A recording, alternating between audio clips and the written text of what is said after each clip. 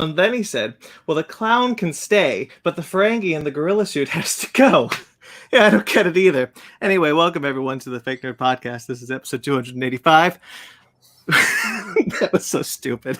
With me, I'm Brandon Night Owl McClure. With me, as always, are my friends Ben Riptide Magnet. I thought you were doing like a call sign or something, but all right, that was okay.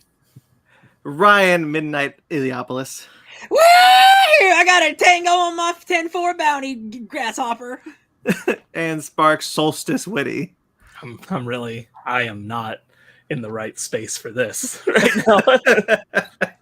Like when Ryan put on his aviators, I'm actually upset at myself right now because I know I have a pair of aviators lying around the house. I just don't know where they are. These aren't aviators. These are Tony Stark's glasses. Yeah, I thought about doing that this week and I committed to that. So cool. All right. So I think those are the same ones we used for the Matrix discussions. It is. One size fits all, baby.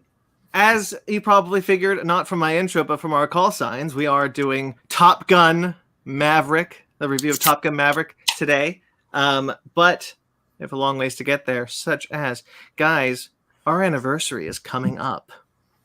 There is not long now until our 6th anniversary special. Wow, feels like the first time.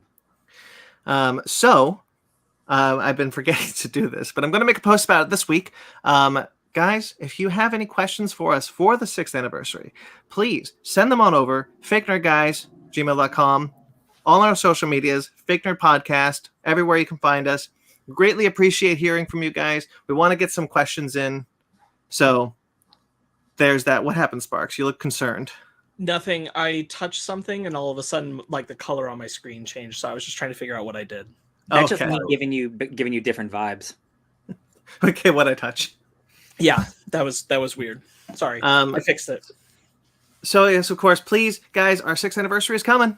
If you want to get some questions in, we'd love to hear from you. I know you'd love to. I know you probably would love to ask some questions for us, to us, whatever that is. Fake Nerd Podcast on all the social medias. FakeNerdGuys@gmail.com. You can also just hit us up on our personal social medias. I'm sure we'll relay them. So yeah, please do so. Yeah. I'm not done talking. I'm not done talking yet because we have links in the description. Oh, do we now? What's down there? I have no idea. Wait, Ben's looking. Oh, I'm looking down there. It adds for dramatic effect. You should know I do this stuff by now. Ryan. Hey, what's up, dog? Your YouTube channel is linked below. It is. It's true. It's there. What'd you do this week? I played Batman. That's about it. Oh, that's a lie. That's a big lie. I played more than Batman. So Batman finale'd. I finished that today before the podcast. So if you want to watch seasons 1 or 2 of Batman the Telltale series, it's fantastic. Loved it. Season 2 is so good. I also streamed because I had Obi-Wan on the mind. I streamed episode 3, Revenge of the Sith, on the PlayStation 2. That game is totally fine. The boss battles are cool, but it goes from being a really easy game to being a really hard game, and like the gameplay isn't quite there to it wants you to do a Dark Souls battle, and the game's not equipped for it. And I just really wanted to beat those bosses, and I'm a gamer, and I just couldn't do it. I felt disappointed. I remember at the time it being like the most sophisticated lightsaber combat in a video game up to that point. So it was like, man, this is so cool. And I'm sure by now, like, it's like, nah. It's definitely not. Yeah. When I was like maybe 14, I'm like, this is sick. And now I'm like, no, that's what I mean. Like when it came out, it was like, man, lightsabers never felt so good. Yeah, it's got a light attack and a heavy attack, and that's about it. There are 2 things that I remember from that game. One, like Lego Star Wars, like Lego Star Wars 1, it came out before Revenge of the Sith. Mm-hmm. And 2, if you played as Anakin, you could get an alternate ending where he won the fight on Mustafar. Yes, yeah. So that's not part of the. It's not canon, Brandon. I'm sure you know that. But if you go to one of the bonus missions, you can not only play as Anakin becoming the Emperor. You can play as Yoda beating up some clones. You can play as Grievous getting revenge. You can play as Vader. Vader's duel. Yeah, Vader kicking Obi-Wan's ass. That's fun. Also, old man Obi-Wan in fights. He moves like all the young people. So like he's doing sick parkour flips and like uppercuts and like he's dodging moves and I'm like, you're like 60. What are you doing, bro? So check that out. That's available on the internet. Those are fun. Linked below, of course. Ben. Yes. You know what? Actually, you're going to go last. Okay. Me, I had a few things published on Screen Rant this week. Not much. I was in a pretty deep depression this week, so I found working to be pretty difficult. But I'm pretty much out of it now. But a couple of things were published.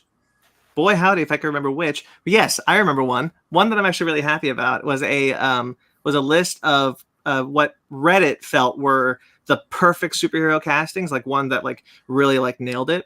And I wanted to be sure I didn't just like populate it with the ones that everyone talks about. Like obviously this Christopher Reeve and Tony Stark, which I did include, but like Wentworth Miller as Captain Cold. And I was like, hell yeah. People think that's great. I saw that in the photo and I'm like, good pull. Yeah. Vincent D'Onofrio as Kingpin I wanted to put in there. So there are some pulls that people don't often talk about that I was really happy to find and be able to talk about, and that's kind of where I think the list has the most value. And then there was another one that I can't for the life of me remember, but it doesn't matter. The author page is there if you want to check them out. There's tons of lists on there that you can check out if you'd like. And then the episode that I recorded with Kaiju Weekly dropped this week. I mentioned, I think it was last week, that I watched Pacific Rim Uprising to be on Kaiju Weekly because I was on for Pacific Rim. So they had me on for Pacific Rim Uprising. I hope they make a third one so I could come on again. That was very fun to do. I had a great time on their podcast. It was just Travis. Michael was not there. And we had a really, what I thought was a really fun discussion about Pacific Rim Uprising. I had a really good time on that show. So check it out if you like. I will. It's a good time. Yeah. All right, that's all I got because again, no Infinity Saga piece. Sorry about that. But Ben, you put up a piece. You put up a piece this week. I did. I put up a old school gamer piece that I haven't put up. I haven't been there, done something like that for a while. But yeah, it's about the limited run conundrum, or at least I call it the limited run conundrum anyway. Because if you were to pre-order something from limited run games, be prepared to wait for a very long time. I got my my Doom Classics game over there, and I bought that in May of last year, and I didn't get it until 10 months later. Wow. Yeah, there's also another thing that happened, which I'm going to talk about my week, which occurred last week, was I tried to buy something off their website, and I was right there when the clock changed, but their website glitched, saying that I had too many copies of a certain game in my cart. I go back and try to fix it, and then when I finally do fix it, they sell out. And then when I go to Twitter to check, apparently that game sold out within 30 seconds of it being time to buy the games. You know, I remember. I saw you post about that. I felt bad. Yeah. I remember doing a similar thing for the Pepsi when Pepsi did the Back to the Future Pepsis. Oh yeah, I remember that. They sold out in like 30 seconds. I had it in my cart and I didn't get it. No, I did get the second run though. I did do that. No, that's good because I've been trying to get a physical copy of River City Girls for a very long time, and they only do them through a limited run. So every sale where they've had copies, River City Girls is the one that sells out the quickest. And this one was a special PAX, I want to say PAX South variant. It was a special variant cover for a convention. I mean, to be fair, they did say, oh, hey, these are very limited quantities, but they don't tell us how much, like how many do they have. And the fact that they sold out within seconds, I feel that either bots were playing, scalpers were ready to go, or they had like less than 50 copies of the game. So, I mean, it's a bummer because I do want... What's up? Limited run games. Yeah, exactly. I mean, there are times where that whole limited thing, I feel, comes and bites them in the ass because you have people who do want these games physically and they want to support the developers and the fact that physical media is a thing. But then once they put the cap on it, it's kind of like, well, then what's the point? Well, you know, pandemics happen. That's true. I mean, yeah. I would imagine that a certain amount of money comes into play, that they're just not sure that it's going to do the numbers. If they might lose money instead of make money. Notably, I got a physical copy of the Scott Pilgrim game through limited run, but because I got it with the vinyl, the game has been out for a few months now. Like, people have had their copies for a while, but I still haven't gotten mine because the vinyl, due to COVID, was having troubles in production, and they would only ship it as a whole package, so I didn't get it yet. Yeah, That's cool. I didn't know they did the a physical of the Scott Pilgrim game. Yes. They did. Yeah, jumped on that hardcore. That's Yeah. cool. I mean, there are things about limited run that I do criticize quite a bit in this article, but also I think one of the main reason, and a lot of reviews will back me up, is their lack of communication when things go wrong. Because between May to November, after I bought and pre-ordered my Doom game, I got nothing, no response. Because all it says like, hey, once the pre-order window closes, then we're gonna start production on these games. They never tell you when the pre-order window closes. Sure. So when the pre-order window closes, then it's like, okay, 4 to 5 months after said window close. But once again, we don't know when the window closed until we go to the website and we see it's gone. Reminds me of Mondo. Reminds me a lot of Mondo. Are you? That just hasn't been my experience. I'm sorry. Yeah. I've seen where they say like this is an end date, but I've probably gone there and bought I mean, I might have not been. I mean, they probably did put it on there. I just wasn't able to see. I just didn't catch it. So I feel I mean, one of my criticisms, and maybe one of my air quote solutions to how they can fix this problem, is they just be very blatantly obvious, and they can, like, after you have your thing, like say you secure a copy, they'll warn you beforehand. It's like, look, you're not gonna get this thing in your hands for a good long while. Are you still prepared to do that? And those who are willing to wait for it are gonna go through. I mean, that's like the biggest complaint on websites, but also there's been tales of really bad customer service and also the website glitching, like what happened to me. Sure. So, but I still want Limited Run to succeed. I still think their mission is a good mission. There are things that they're doing that I think could be improved upon. It is the kind of thing where like you'd rather have it in the ecosystem than not have it at all. Exactly. Yes. Even if it's currently flawed. I think that COVID has done a lot of damage, because I definitely got things from Limited Run pre-COVID that there were far less like delay and issues kind of thing. Yeah. And there are games that Limited Run does distribute and they don't have a limited number on, i.e. Panzer Paladin and the upcoming Shredder's Revenge. Yes. So luckily those games, I mean, they're probably not going to be like, there's not going to be a lot of them, like say a mass-produced publisher title, but there's still going to be enough of them that it's going to be easier to get those games instead of something like, say, Shantae, or in my case, River City Girls. Yeah, River City Girls is very popular in physical media. Yeah. Well, that article is linked below if you want to get more of that. And Ben, you also did 2 episodes of Grayson Live dropped this week. That they did. We're still going through Super Mario 3D World. We're having some fun. We're going into some snowy levels. I'm learning new things that in retrospect, I wish I didn't learn. And it's a good time. Definitely check those out. You guys also have some spoilers for Multiverse of Madness, and I do want to say it's very fun to listen to Ben. Can I say this not mean? Because I don't mean it mean. Oh, okay. I don't mean it to be mean. I swear to God. Sounds mean already. I know. I hate this. What have I done? Choose your words carefully, bro. What did I say? What did I say about Multiverse of Madness? Get ready to tweet about this. When we tell you about something from the comics for Multiverse of Madness, and then you kind of half remember what we said and give that to Grayson. Okay. It's kind of fun. Okay. No, that's not mean. I wouldn't say that's mean. Okay. I really tried not to be mean. No, that's yeah, because there are times, because when he's asking me like these really hard questions, I do try to remember what you guys say. And it's like, because you're more alerted in that area than I am, and I'm trying to do my damnedest to like show him like, no, this is good stuff. You should definitely check this out because I heard it's really good. This happens to me all the time with like other friends who watch the MCU but don't read comics, and they'll ask me like, "Oh, this character," and I'll be like, "All right, now what did Ryan say?" And I just try to bullet point the best of my knowledge. Yeah. That happened to me when we were at Doctor Strange: The Multiverse of Madness. Spoilers. And Charlize Theron shows up, and you go, Brandon, explain Clea. I was like, I've never read Clea in a comic before. I'm out. Yeah. Oh yeah, the second time. I thought you'd have a better chance than I would.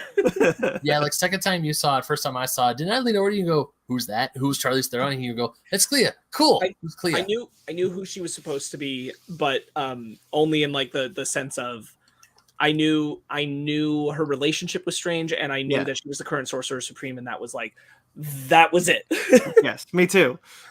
I'm just all, hey, that's Charlize Theron. No, but you knew her relation to Dormammu, and I didn't know that. Oh, you're right, because she's the Sorcerer Supreme of the Dark Dimension prior to being the Sorcerer Supreme of our dimension. Right. Mm-hmm. Yeah. Right, we should always just have Ryan on speed dial. Hey, Ryan, explain this. I've got a comic question for you. Yo, that's an app for you. Right. Call Can't a nerd. tell you how many times I'm nerd. like talking to my like non-nerd friends, and they ask me a question, and I'm like trying to remember what Ryan said about a certain something. Stop it. You're gonna make me think all this stupid knowledge is actually worth something. It is to us.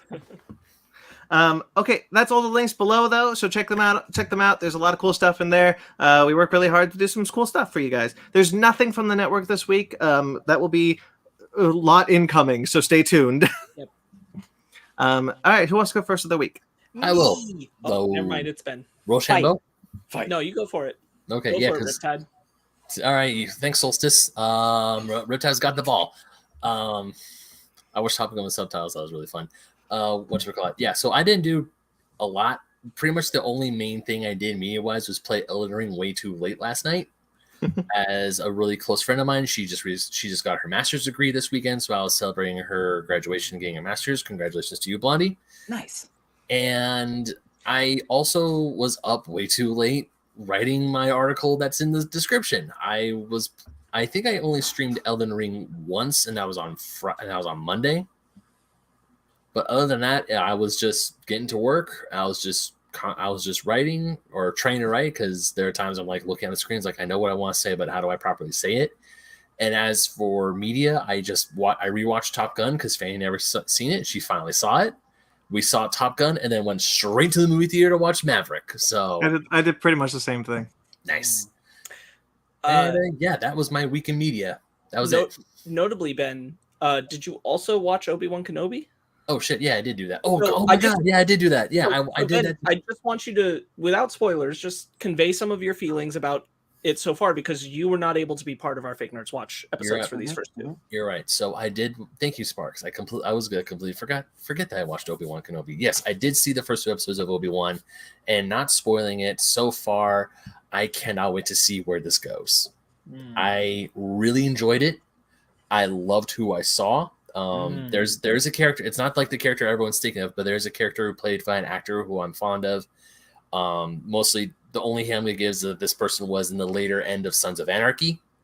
It was that actor. So I was glad to see him reprising his role, who was in episode 3 and in Rogue One.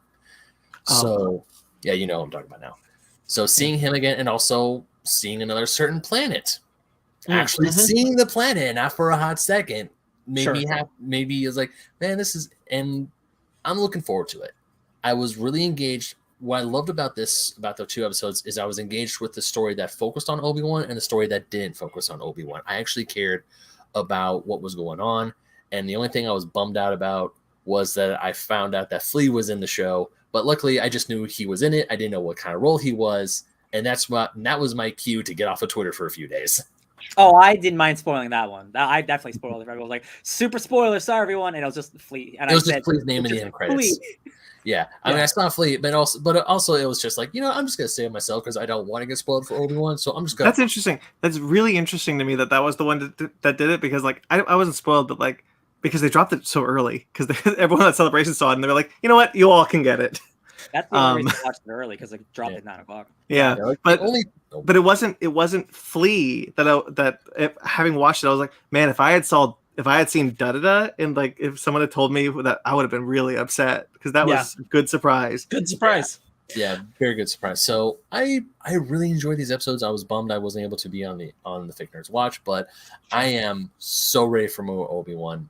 I am ready. Just seeing Ewan McGregor do his accent for Obi-Wan again is like, ooh. Wednesday. Yeah. Getting even more trained, Owen. Getting even more Alec Guinnessy. Yeah.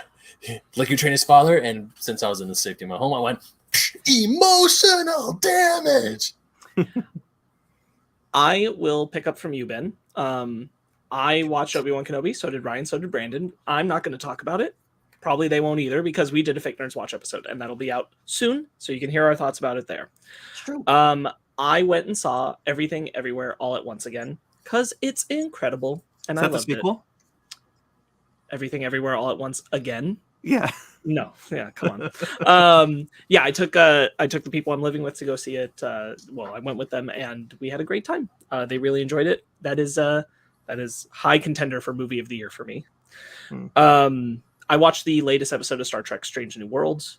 Really enjoy it. That show's hitting on all cylinders. Can I interrupt a moment? Sure.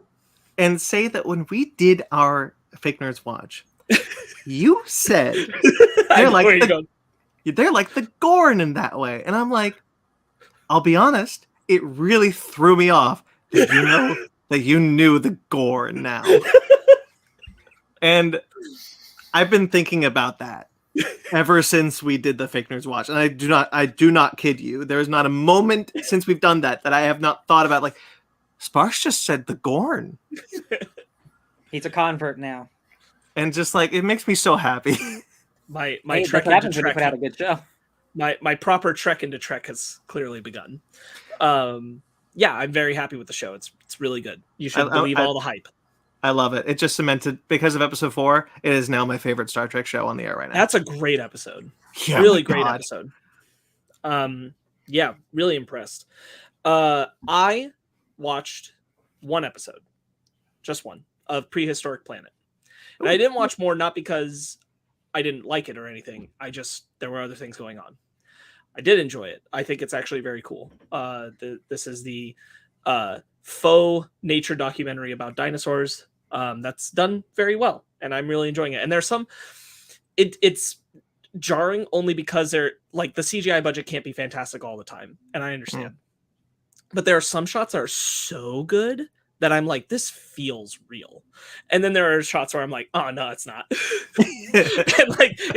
the show sometimes just fluctuates between those two. And I'm like, that's okay. At least there are these shots that are like, good God, that looks good.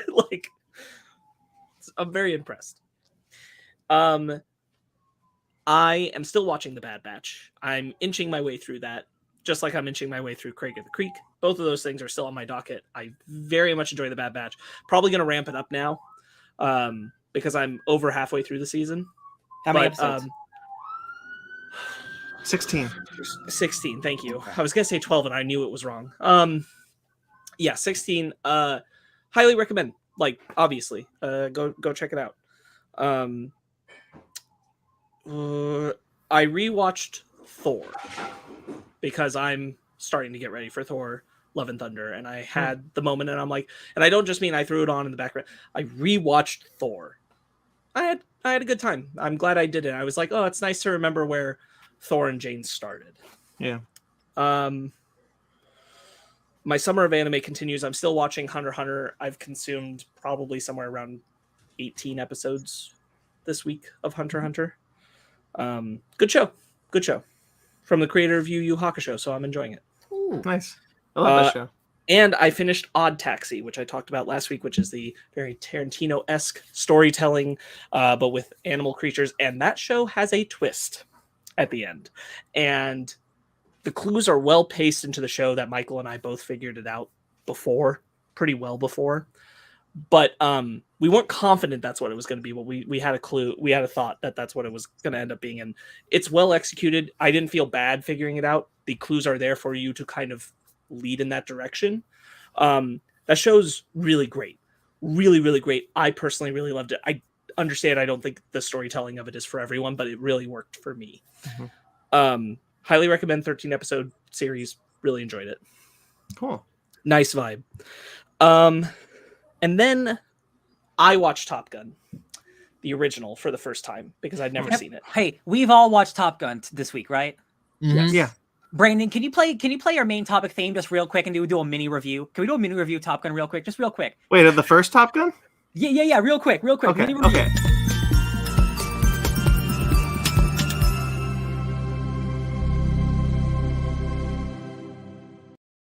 And we're back. Full spoilers for Top Gun. For Top Gun, the original. 1986. Sparks, I feel like take it away. What do you think?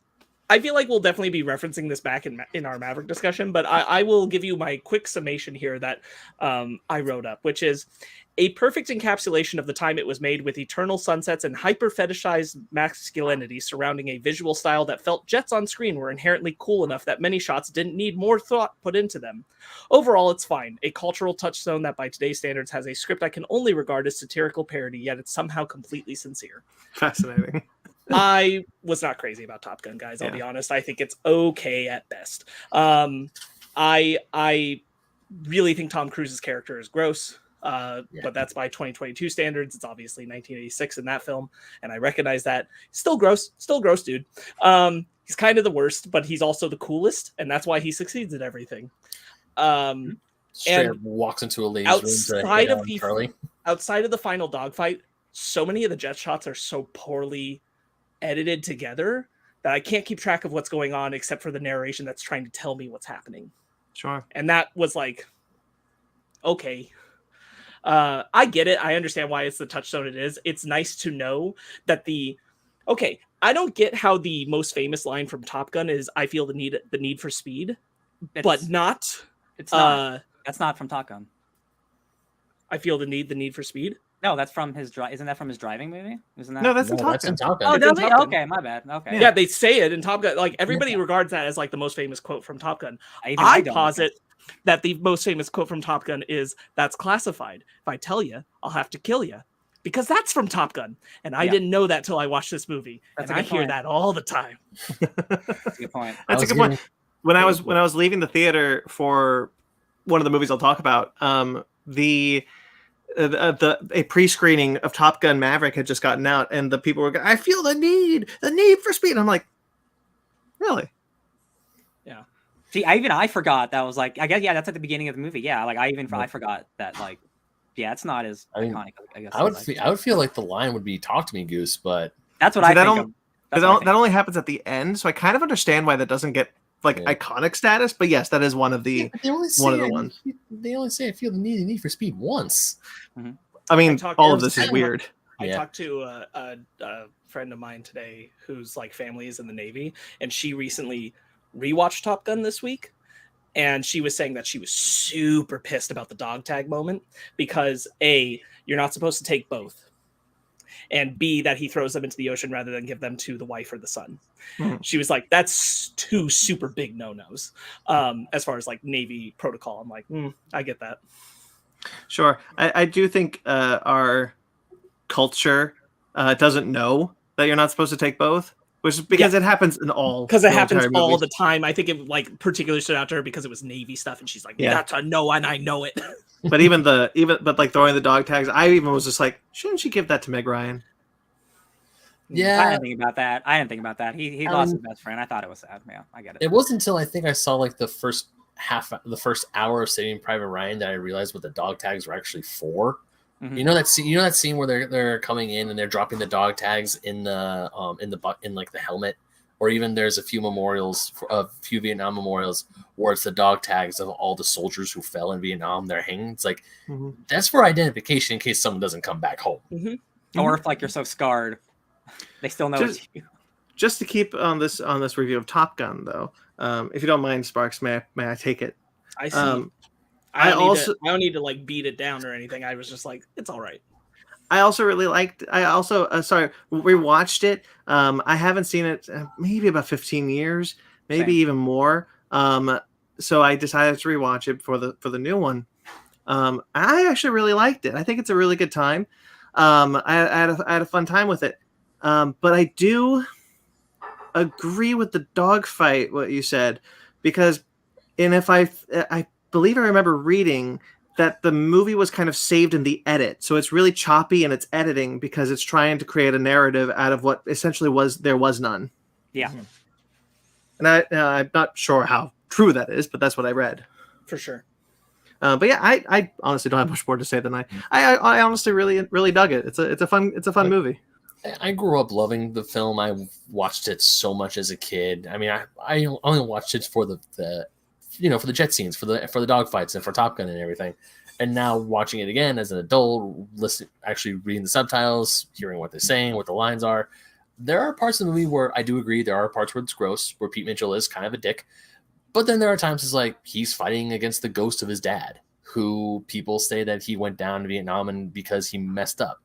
And then even when after Goose dies and he doesn't take the shot when when Jester's like, come on, kid, take the shot. They're just telling him, like, get over it. It's like he just lost his friend and his friend died. And then 2022 standards, it's like, yo, we understand. We can give you the help you need. No, but even then, like one of the things I do like about the movie is that even then they're like, take your time. You know, we understand you just lost your co-pilot. Right. But there is a point. Is Ben? He was. Ben was okay. Because I just saw it. It was very funny. So like I do really appreciate that they did that, but he does have a time limit essentially on it because he does decide to get back in the saddle. I really like the supporting cast. The admiral with the mustache, I forget the actor's name, but I like him in Tom Skerritt. Thank you. I like him in most everything I've seen him in, and I really like his character in this one specifically. I thought he was a very good character. Yeah, Okay, am I back? You're back. Yes. You're a little fuzzy, but you're back. Yeah. I like this movie so much more than I thought I was going to. Yeah, like I agree, Smarks. I think the jet scenes are fine. Like I probably like them more than you because like especially at the time, doing what they did is still like trying to make like real jets look cool and make sense of it. Like yeah, like whether it was saved in the edit or not, like it's not the best you've ever seen. We certainly watched the movie today or recently. That's like Top Gun Maverick's insane, guys. Like with the aerial shots, right? The thing I really connected with was the characters, and it felt like I was watching like a sports anime. It's incredibly cheesy, and like it's very 80s. Like it is definitely a thing of its time. But like I connected with Goose so hard. I like that. Yeah. That guy is so charismatic, and like I don't think the movie would be the same without that actor. Like I think his name's Anthony Edwards. Like Tom Cruise in this is pre-Tom Cruise being Tom Cruise. He's fine in the movie, I think. He's like my least favorite part of the movie. He's totally just a dude being a dude. He's 100% my least favorite part of that movie. Yeah, and like sure. he's fine, but like he's the main character. But like you got like Iceman, and I love Val Kilmer being like super. Like he doesn't make mistakes. He's cold and calculated. He's Iceman. Like I love that like anime aesthetic that they're doing, and it is like super like homoerotic at points. And like the volleyball scene is hilarious, but like it is it's so earnest. It's very earnest. Yeah, like it is very earnest. It's I can also admit that there's an amount of like, you know, this is the movie. This more than I think anything now that I've seen it is the movie that Team America is making fun of, and and I can really get that. And there's an amount of like the hyper masculinized American patriotism that I'm just like, boy, I don't vibe with that, homie. Sorry. Yeah. And that colors my perspective of it for sure, because that movie is geared for that, and it's just that's not me. No movie has increased enrollment in the military more than Top Gun. Yeah, right. Yeah, that's true. Entire generations of people love jets because of that. They're like, oh, it's not all that, y'all. Strickland is the he's the captain. He's the guy in this. That was funny. Yeah. But it does actually have the this, future.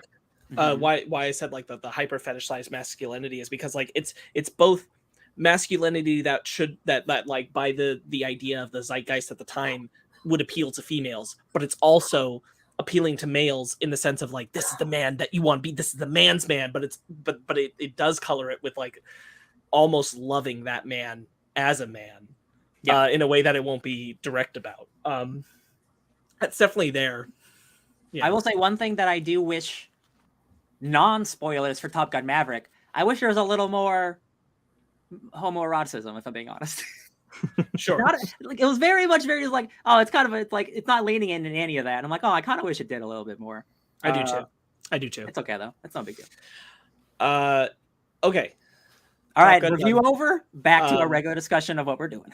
I have one other thing from the week that I will say, which is the other thing I did is my summer of games started, and it started because of Ryan, because he got me in.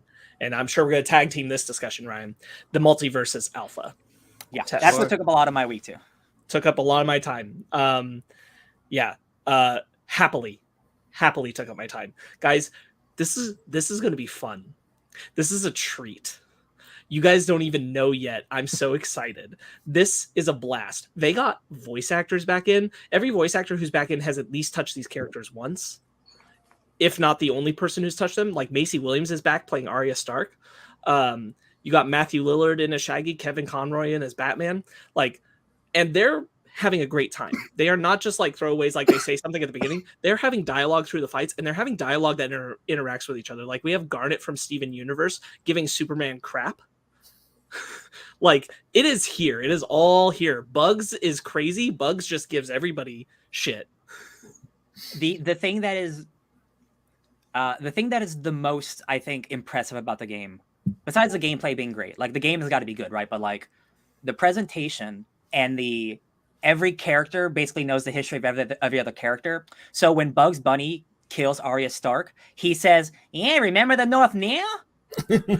like, yeah, you talk about Garnet. Garnet is talking to Superman, talking about like the kryptonite levels and blah blah blah, like the radioactivity, and like it's just really fun, really crazy stuff. Certainly the most fun I've had playing a fighting game in a long time. The gameplay is Smash. It is straight up Smash, but not just Smash. It might be the most unique fighting game I've ever played too, for real. In terms of character abilities, it's so impressive. It's so fun. Every character, Tom and Jerry is Ice Climbers, but they are in their own episode of Tom and Jerry. So Tom is trying to kill Jerry. That is the attack. Him hitting Jerry with a tennis racket is the attack, but you have to hit an opponent to hit it. Like it's like you're watching an episode of Tom and Jerry in the midst of a fight. That's cool. It's insane. It's really good stuff. So what I'm hearing is this will finally be the debut of Fake Nerd Fight Night. Maybe it's certainly, I don't know if it'll be the debut, but like, you know, it's going to be a game on the docket for sure. Like the fact that this is going to be a free to play game is so smart, and they're going to get everybody to want to buy the skins and the different characters, because the other thing is that like they're acknowledging what their different skins are, their variations. Like it makes them talk differently. It in some cases it's even a different character. Jake can be Cake with the different voice actor playing Cake. Oh. And Matthew Lillard, Shaggy can also be Uncle Shagworthy, his rich uncle, which totally changes not only how he talks, but how characters talk to him, not just some reskin. So is Ultra Instinct Shaggy really in the game? Yeah. That's main Shaggy. That's what he does. That's like his regular like special attack is he gets powered up to deliver one super attack. Yeah. Good. I'm glad. Warner Brothers really loved leaning into that meme because it's at the beginning of all their animated films now. Yeah. It works too. The thing that makes it so unique and fun is like its main mode is 2v2, which isn't something that's utilized very often in fighting games. Right. It's usually 1-on-1 or 3v3. But the 2v2 thing is so fun because all the characters, the whole point of the game is cooperative fighting, and all the characters have either debuffs or a shield attacks or something to deflect or help characters. Like Garnet has like a little thing she could put down, and if you hit the same button, she will teleport back to the little thing she puts down, or your teammate can grab it. So if you're in trouble, you can teleport to Garnet to get saved. Same thing works for Rain Dog. Rain Dog will put a tether on you, and if you're about to fall off the map, you hit a button and it tethers you to Rain Dog, so you get saved. There's so many cool. You can get frozen in the game, and then Garnet has an ability where she sings and it will destroy the debuff that you have. So there's so much cooperative play between every character. It's like it really is like from 0 to 100 of like my excitement for this game, because like you think, oh, they're trying to make a Smash Bros. Clone with Arya Stark. That sounds ridiculous. She is like Kirby. She can steal the faces off of her enemies, and she takes their power. So like you're fighting Shaggy, you become Shaggy, use an Ultra Instinct attack to kill him. It's bananas. It's bonkers. This sounds like everything Nickelodeon All-Star Brawl wishes it could be. Right, for sure. Yeah. Oh yeah. I mean, not to throw shade at Nickelodeon All-Star Brawl, they did try to do something different with their characters, and it's a Smash clone. That's nothing to be ashamed of. Was the different thing not talking? It's not talking. It's also a big the gameplay. Factor. It's the main one of the main things is a lack of voice acting, but also the game is just kind of. I heard the game was just kind of bland. It was just. Sure. It's not like it's So in Smash Bros, you can change the rules. You have different styles of fights. You can like change the items. There's so many different things you could do to customize in Smash Bros Ultimate. Whereas in Nickelodeon, in All-Star Brawl, it's just X amount of players in an arena, no hazards. That's it. I've only watched gameplay of that. I haven't played it, but it looks totally like a fine game. Like the presentation certainly isn't there. Like the characters don't talk, which is like baffling to me. Like that's the reason you play those games, to hear those characters say silly things. Like, dude, like if you level up enough, you get the voice pack for the character you play. So I got to level 15 with Finn. So everything the announcer said was now Finn. And it was great. So every time you go into it's in the character of Finn. Slam a cow. And I'm like, I know what that means. Real quickly, I just acknowledge the chat because Hey, Mag chat. says hello. Hey, Mag. Hello, sir. Good to see you as always. And then Marty Adonizetic. Wow, this game sounds awesome. It does. It is. Oh, you'll love it. Every moment that they could find a way to sneak in a reference or an Easter egg or have an ability that does something, there are deep cuts to their origins, their IPs. Steven can create Watermelon Stevens if you know how to do the right combo. Like there's all kinds of great stuff in this, and this is just the beginning. Like this is just an alpha test. There's so many more characters on the horizon. There are leaks about what kind of characters we're gonna get. Brandon, Godzilla. That's the leak. So it seems like it's going to be a really good time. It's like, it's the most like from the start, this is the most like hyped I've been about something. Like when Fortnite came out, I didn't give a shit about Fortnite whatsoever. Like this is the most I've cared about like something from the ground level and like wanting to see it grow. Cause like, man, in a year, I can't even imagine how many characters, how many levels, like Warner Brothers is responsible for Ready Player One and for Space Jam: A New Legacy and those things like just shoveling the IP into your eyes. And this is doing much the same thing with just like cramming all the IP together. But this is the thing that it was made for. This is the kind of thing where it's great because they are doing it with love and dedication to every single character that they're putting in. The Looney Tune characters feel like the Looney Tune characters, talk like the Looney Tune characters, do their moves like the Looney Tune characters. No character, even though you're doing the same moves, feels the same as another. They all feel unique. They all feel true to their origins. It's so good. One of Velma's like power attacks is calling the police. She straight up calls a police car, and if the police car gets to you, you get locked in it, and it just drives and falls off the stage and kills you. It's incredible. I mean, the more I hear about Multiverse, because I've seen a few TikToks, I've seen Ryan's gameplay footage when he posted on Twitter, and every time I watch this, I'm like, this looks awesome. Yeah. I mean, Multiverses does. I will not lie. I was about to brush Multiverses to the side when I first heard about it. Especially we all were. After. Yeah. But now I'm like, this is exactly what Smash Bros. Was. Like, if you really look at the very first, the N64 Smash Bros., that opening cinematic is Master Hand taking a toy out of the toy box, and you're playing with all your toys. This is Warner Bros. Finally unlocking the toy chest and playing with all their toys and having fun with it. Right. And it feels great and it looks great. Yeah. And that's just awesome. And this is an alpha test. Like it's gonna get better. Oh yeah. So you said Godzilla is a potential he's on the list for leak characters, so are characters like Samurai Jack, Johnny Bravo, the Powerpuff Girls. I could imagine Samurai Jack. I wanted to say that because like Godzilla will get me to play a lot of things.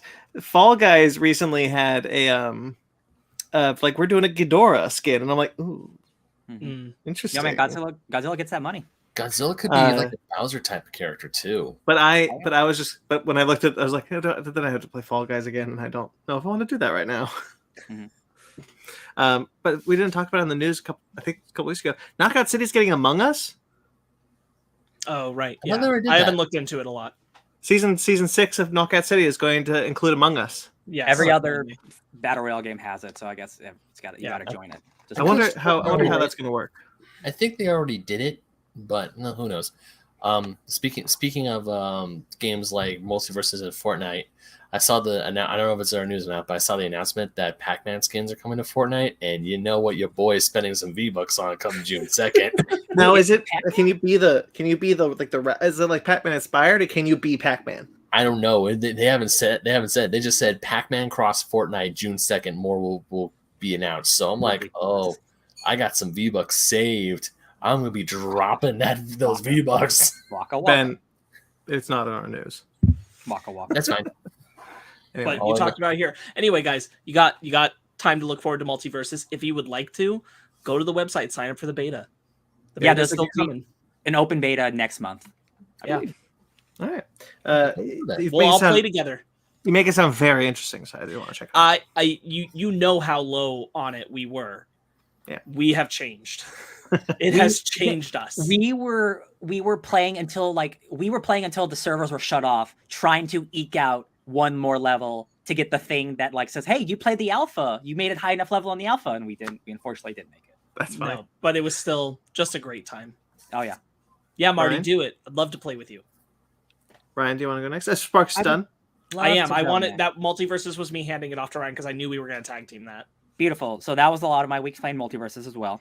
I played Revenge of the Sith on the PlayStation 2. That was that was all right. Thank you for that, guys. I love it. That was okay. That was a good time. I started rewatching Evangelion with the roommates because we got 15 weeks until that big boy.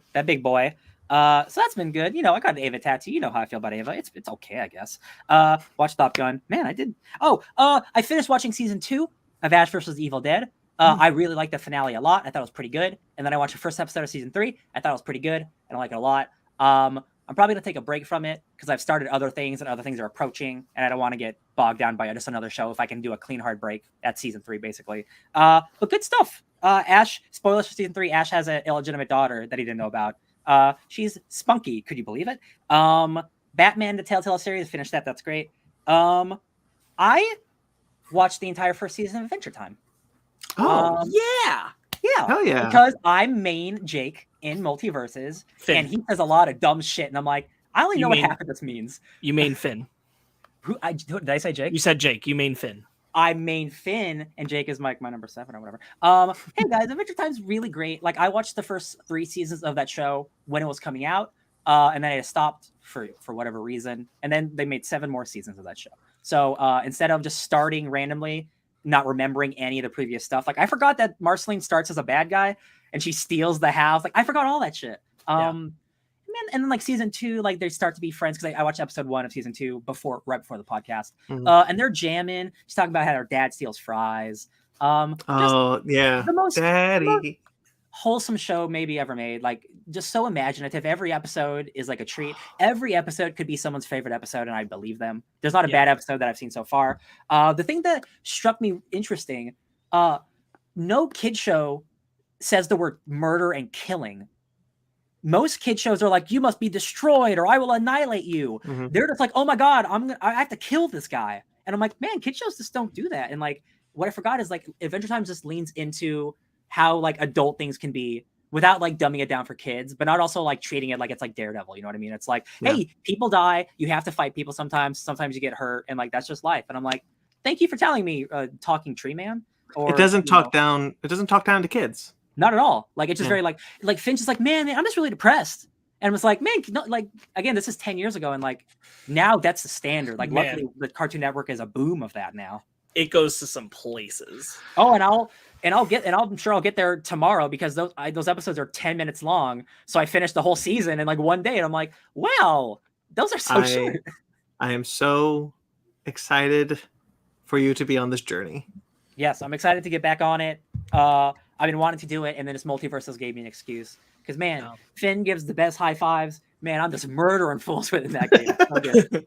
High five of death. That's pretty much it. Yeah. Bing, bong, bing, bong, bing. Yep.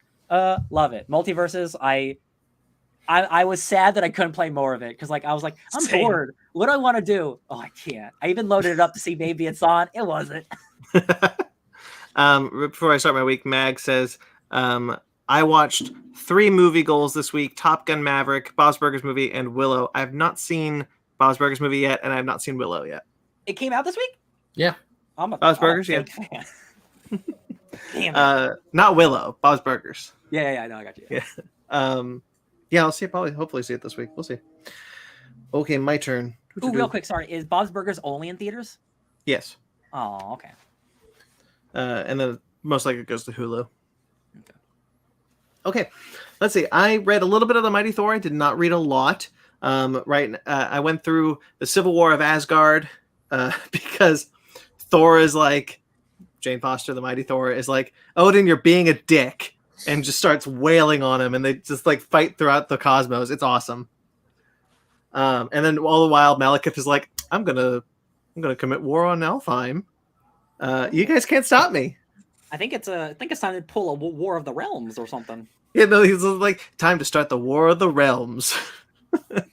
And then obviously Dario Agger's like, yay, I can now take oil from Alfheim. It's some really good stuff. I really like it. Every issue is just bam, bam, consistent, good shit.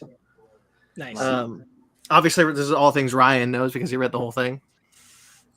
I just read comics. That's what I do, baby. That's a good comic. Jason Aaron, that's like a 10. It's not many people get to write comic for 10 years, but also get to write like an almost impeccable 10-year run. That's yeah. So this is the volume I'm on. I'm on volume 3. This is just collecting Mighty Thor, so I've not done the spin-offs post Secret Wars yet, but I'm about halfway. If you guys can see my bookmark, which you probably can't. Yeah. Yeah, it's really great. There's a thing where they're just like, let's talk about some old Viking dude that Loki turned into a monster in the past. Good stuff. Love it. Oh, King of Jotunheim, Laufey. There's a whole plot where they had to bring Laufey back from the dead, and Loki's just like, "Hey, Dad, can I be your kid?" Then after that I watched. Top Gun. Assembled. The newest Assembled episode came out and was Moon Knight. Oh. That was really great. Some of the Assembled ones that I really like the most are the ones that like talk about how they like, problem solved and figured out how to do some things and develop the story and things like that. There's a lot of like, we really wanted to showcase Egyptian culture. They even mention how like the pyramids are actually really close to Cairo and just everybody doesn't know that. Which I thought was kind of fun. There's a lot about like changing the way the suit worked, and we see a lot of close-ups of the suit, and there's all sorts of hieroglyphic patterns along it that you just don't see on the show. It looks great. Notably, Ryan and I only noticed that when the Fortnite skin came out, and we saw it on there. We were like, "Whoa, what?" Yeah, that's so funny. Yeah, I bought the Fortnite skin. I'm like, wait, he's got hieroglyphics on his legs? I didn't know that. Yeah. And then they talk about how like we made the tennis shoe look like a mummy wrap because like what else would we do? Yo, man, they could sell those shoes. I bet they could. They also talked about how they made the how they made the 3-piece suit that Mr. Knight wears. And we really get close in on like the buttons, which have like Khonshu on them, and then how the pattern looks. It's really, really good. Nice. The biggest problem though is it's pretty clear they didn't really care about his Jewish origins. They really just focus on the Egyptian mythology bit and doing some sort of Indiana Jones-esque horror movie set in the Marvel universe, which is fine. Like, it's good. Like, I think they did a good job with the Jewish things, but Jewish things, it's awful. With his Jewish heritage. But ultimately, I think the documentary is very good and well worth a watch if you like that show. Nice. Beautiful. I will. I watched an episode of Star Trek Strange New Worlds, episode 4, talked about it just a bit. Because I haven't talked about it with Cookie yet. But this is the episode that basically brings in the Gorn, but in a way that doesn't break canon, which is nice. Right. Yeah. And it's you guys like submarine movies where like it's a super tense thing where they're trying to escape the other submarine enemy? It's that. It's an incredibly tense episode that is very well plotted with some great stakes in there. And Christopher Pike, Anson Mount just being the best version of Christopher Pike you've ever seen. It's a great episode. It's the best episode of the series so far. And it is now, because of it, my favorite of the new Star Trek shows. Woo! It has usurped Lower Decks. Oof. Lower Decks is very good too. Mm-hmm. All right. Let's stay tuned for my Fake News Watch with Cookie coming soon about that. For more. I watched The Bad Batch. I started watching The Bad Batch. just today. There's a show out, you guys. I don't know if you've heard of it. It's called Obi-Wan Kenobi. It's true. I said many times on that episode, one of my favorite era of Star Wars is the time between 3 and 4. And I realized there's a show out right now that I haven't seen that's set in that time. Maybe I should give that a go. Nice. It's great. It's really great. I watched the first 3 episodes. The first episode is an hour and a half, so technically watch more than that. But it's not. It's gonna sound weird. It's not about the Bad Batch. I mean, it is, but like it's mostly about the galaxy and where they fit in the galaxy and how the galaxy is switching from the Republic to the Empire. Because like Palpatine just said, "Hey, we're an Empire now." What does that look like? What happens after? What does that mean? That like immediately the second episode gets into the fact that the currency changes. Yeah. Which is not something I ever thought Star Wars would ever do. It's just right, like because it has to change. It has to change from Republic credits to Imperial credits. Yeah, and they do that, and they're like, "Oh, this is actually a trick because you're getting assigned an ID number when you do this." Mm-hmm. Oh no! And that makes it so that the Empire can track wherever you go. Right. It's good stuff. Like in the second episode, they're just like clone battalions should be leaving these planets, not setting up bases. What's going on? Because. Saw Gerrera's in the first episode. Really good show. I really like it. I'm sad I haven't seen this yet. I'm hopefully going to finish season 1 by the time season 2 comes out. I'm sure you will. Yeah, we got a lot of stuff to get through, but I think I can do it. Also, really just nice to see the Clone Wars animation again. For sure. The first episode opens like a Clone Wars episode, like they do. The Republic is under attack. You know, that sort of. I was like, great. I'm watching an episode of the Clone Wars real quick. Yeah, okay. I'm only 2 episodes in, so more to come. I'll do this. I played Lego Star Wars, the Skywalker Saga. I played the first 3, the prequel trilogy. And I did a little bit of Galactic Free Play. They have a mode called Galactic Free Play where you can just roam around the galaxy doing like just various things and you don't have to worry about triggering a story. Which I think is a really good way to do that. I think the prequel trilogy is really well adapted for basically the 3rd time doing it. I'm a little bummed for a very selfish reason. I want to be clear about that. It's a stupid reason. They do not make a level out of the opening act of Revenge of the Sith. Oh yeah, no, that bums me out. So you can't do the ship mission to rescue, and that's a bummer. Sure. Because I think the ship levels and the lightsaber combat are awesome. The dogfight and there's a Jango Fett dogfight that you have to do in an asteroid field. I think that's really cool. So I was like, oh man, that Revenge of the Sith battle must be really cool. And then it's just a cutscene. Oh, I didn't even know it had like ship battles. So the fact that it has ship battles and doesn't have Revenge of the Sith is weird. Yeah. Yeah, because you can spend time in space in a ship just doing some miscellaneous stuff. That's a bummer. Yeah. They did the attack run in Phantom Menace where you play as Anakin. They did the Jango Fett one. So I was like really bummed. They're like, oh, what? We're not doing episode 3? Is there? Oh, you haven't gotten to New Hope. Too much budget to have all those ships around. Is there what for A New Hope? I was saying like Death Star trench run. I'm guessing that has to be in there. I'm sure. I haven't gotten to that one yet. Yeah. That's my next level that I'm going to play. It's a very fun game. The lightsaber combat is very fun. It's some of the best I've played. I think probably the best might be Fallen Order at this point. But certainly for a Lego game, like it's really well done. The duels are really just well done. Just really cool and really fun to play. Just to stop you for a moment, Brandon, I'm going to step away for a quick moment. I'll be right back. Okay, I'll miss you. Yeah, good stuff. Then I watched The Bad Guys. This is the new DreamWorks animated film. Man, those trailers are garbage. Because that movie is awesome. Oh, good. I'm glad.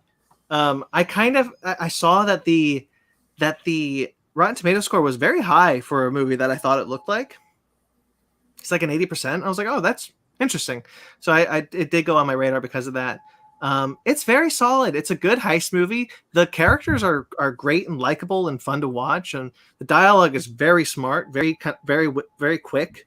There's twists in it. The animation is beautiful on display in that film. The streamers needs to fire their marketing team because like they whiffed that. They whiffed that hard. I'm glad they Lot of finally movies. they put a good one out. I'm happy. A lot of movies recently, like ones off the top of my head, Free Guy, Chippendale Rescue Rangers, both of them had like really bad trailers that made me. Oh, I like the want to go see Chippendale them. trailers. Oh yeah, I like the Chippendale trailer too. Yeah.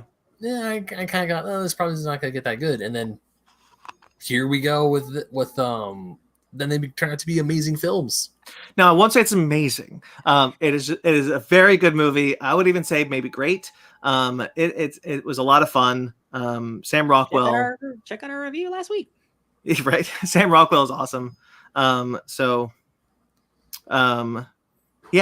If you get the chance, check it out. Probably in Ryan's case, wait for streaming. Yeah, I'm not gonna go see anything. Yeah.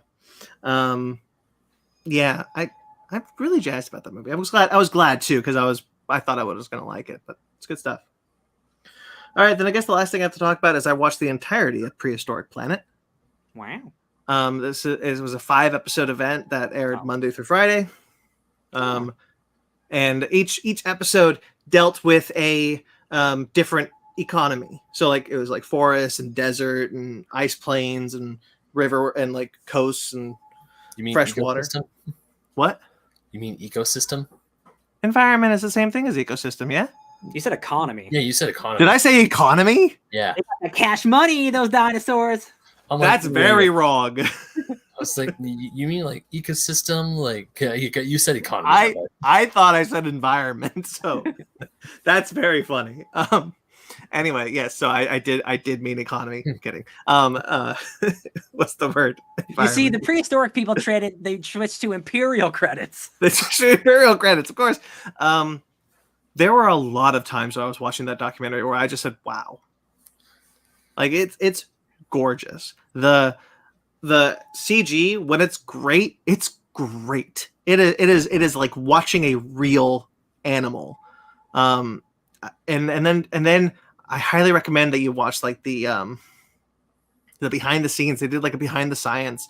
It's like 5 minutes to talk about like a specific thing. Like the first episode has a T-Rex swimming, and there's like, how do we know a T-Rex can swim?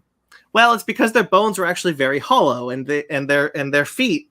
And then they talk about like all the evidence that they found that T-Rexes went across large bodies of water, where they like scraping the bottom of rocks. It's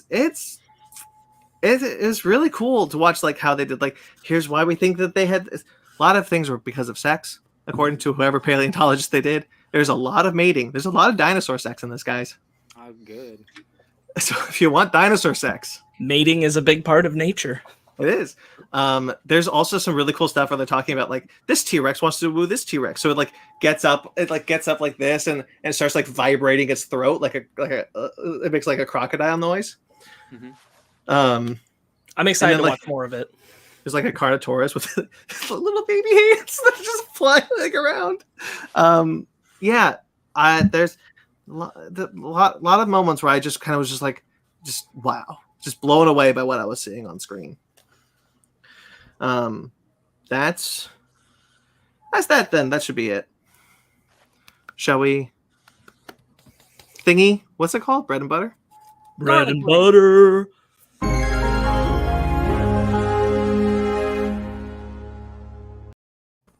Good one, Mag.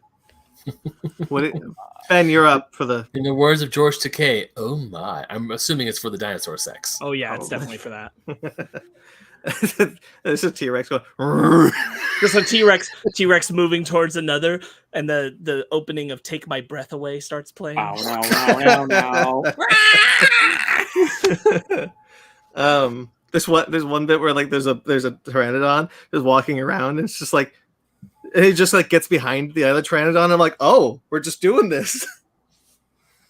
All right. Oh yeah. We're just gonna go move from dinosaur sex to Ray Liotta real quick. He would appreciate that, I'm sure. Ray Liotta passed away this week at the age of 67. Yeah. One of the greatest gangsters who ever lived. Wonderful actor. All my life, all I wanted to do was be a gangster. Goodfellas, probably the greatest gangster movie ever made. If you play video games, you will know him as the lead character in Grand Theft Auto Vice City as Tommy. That's where I knew him from growing up, and then I got more into gangster films. yeah, Ray Liotta's a good actor, good voice actor, cool. Apparently, really a big stud too. After being on Twitter a lot, he's apparently a big stud, big cool guy. Yeah. Incredible roles in so many things. Goodfellas, obviously, Field of Dreams. Oh yeah, Field of Dreams. Yeah, love him. I'm gonna. There's never a good time to talk about this ever, so I'm gonna talk about one of my favorite Ray Liotta moments that makes me love a movie that's not really worth loving. It's called Wild Hogs, Yes. and Ray Liotta is the villain in it. Yes, he is. But the thing is, if you sit through the credits, there's this bit where he and his bike guys own a bar, and they get like the move that trailer improvement to their bar, and it does the personal moments with a bunch of them. And the one with Ray Liotta is just him desperately trying to talk while crying, and he's so funny. I think about that moment from Ray Liotta all the time. It's one of my favorite bits that he's ever done from that movie. Truly incredible. What an actor. If you have, just watch the end credits bit with Ray Liotta from Wild Hogs. If you haven't seen it, it's truly miraculous. I love it. I said this on Twitter about him. My favorite thing about Ray Liotta is that he could be playing the exact same kind of role on paper, but he never played the same character twice. He always found a way to make them distinct and different. Even though he could easily have been someone you would say was typecast after Goodfellas. And I think you could make that argument. I just saw him not too long ago when I said I watched Date Night. He's one of the big crime bosses in Date Night. Oh, yeah. And he's still just not the same as he is in a different movie. He always finds a way to bring something different to the table. And that was what was so wonderful about him. I think of Michael Cera's, at least my favorite movie, Michael Cera's Youth and Revolt, where it's like one of the only times he doesn't just play a Michael Cera character, and Ray Liotta plays like his like stepdad. And he's just like a normal guy. But I'm like, oh man, like, he's gonna, it's, you don't think about these things until they're gone, unfortunately. You know, it's about Yeah. I had no idea Ray Liotta was in Wild Hogs, and I loved that movie. Yeah, I watched the movie a lot back in the day. He's the main bad guy. Dude, I even went to Madrid, New Mexico, the same day my dad and I were riding through Route 66 in New Mexico. We drove by the sign that said Madrid that way, and we're like, well, shit, we gotta go.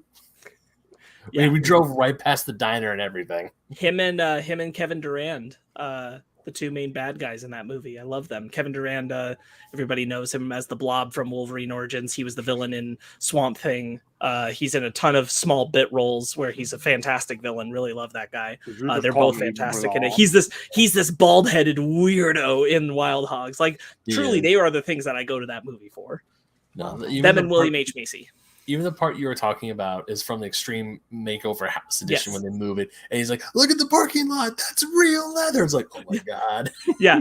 And it cuts to, I can't even begin to impersonate what Ray Liotta does, but he basically just does this thing where he's like, like just trying to get the word out of appreciation, and he can't. And they have to hard cut on him, and he's all teary-eyed. He's so good. It's truly a shame to lose him. Yeah. Even 67's up there, but like too soon. I think he still had so much more to give. Yeah. All right, let's move on then. Yeah. Sony. This is going to be some quick stuff before we get into the big stuff. Sony is developing. We knew about the God of War show, but they've just announced that they're also doing a Horizon show and a Gran Turismo show.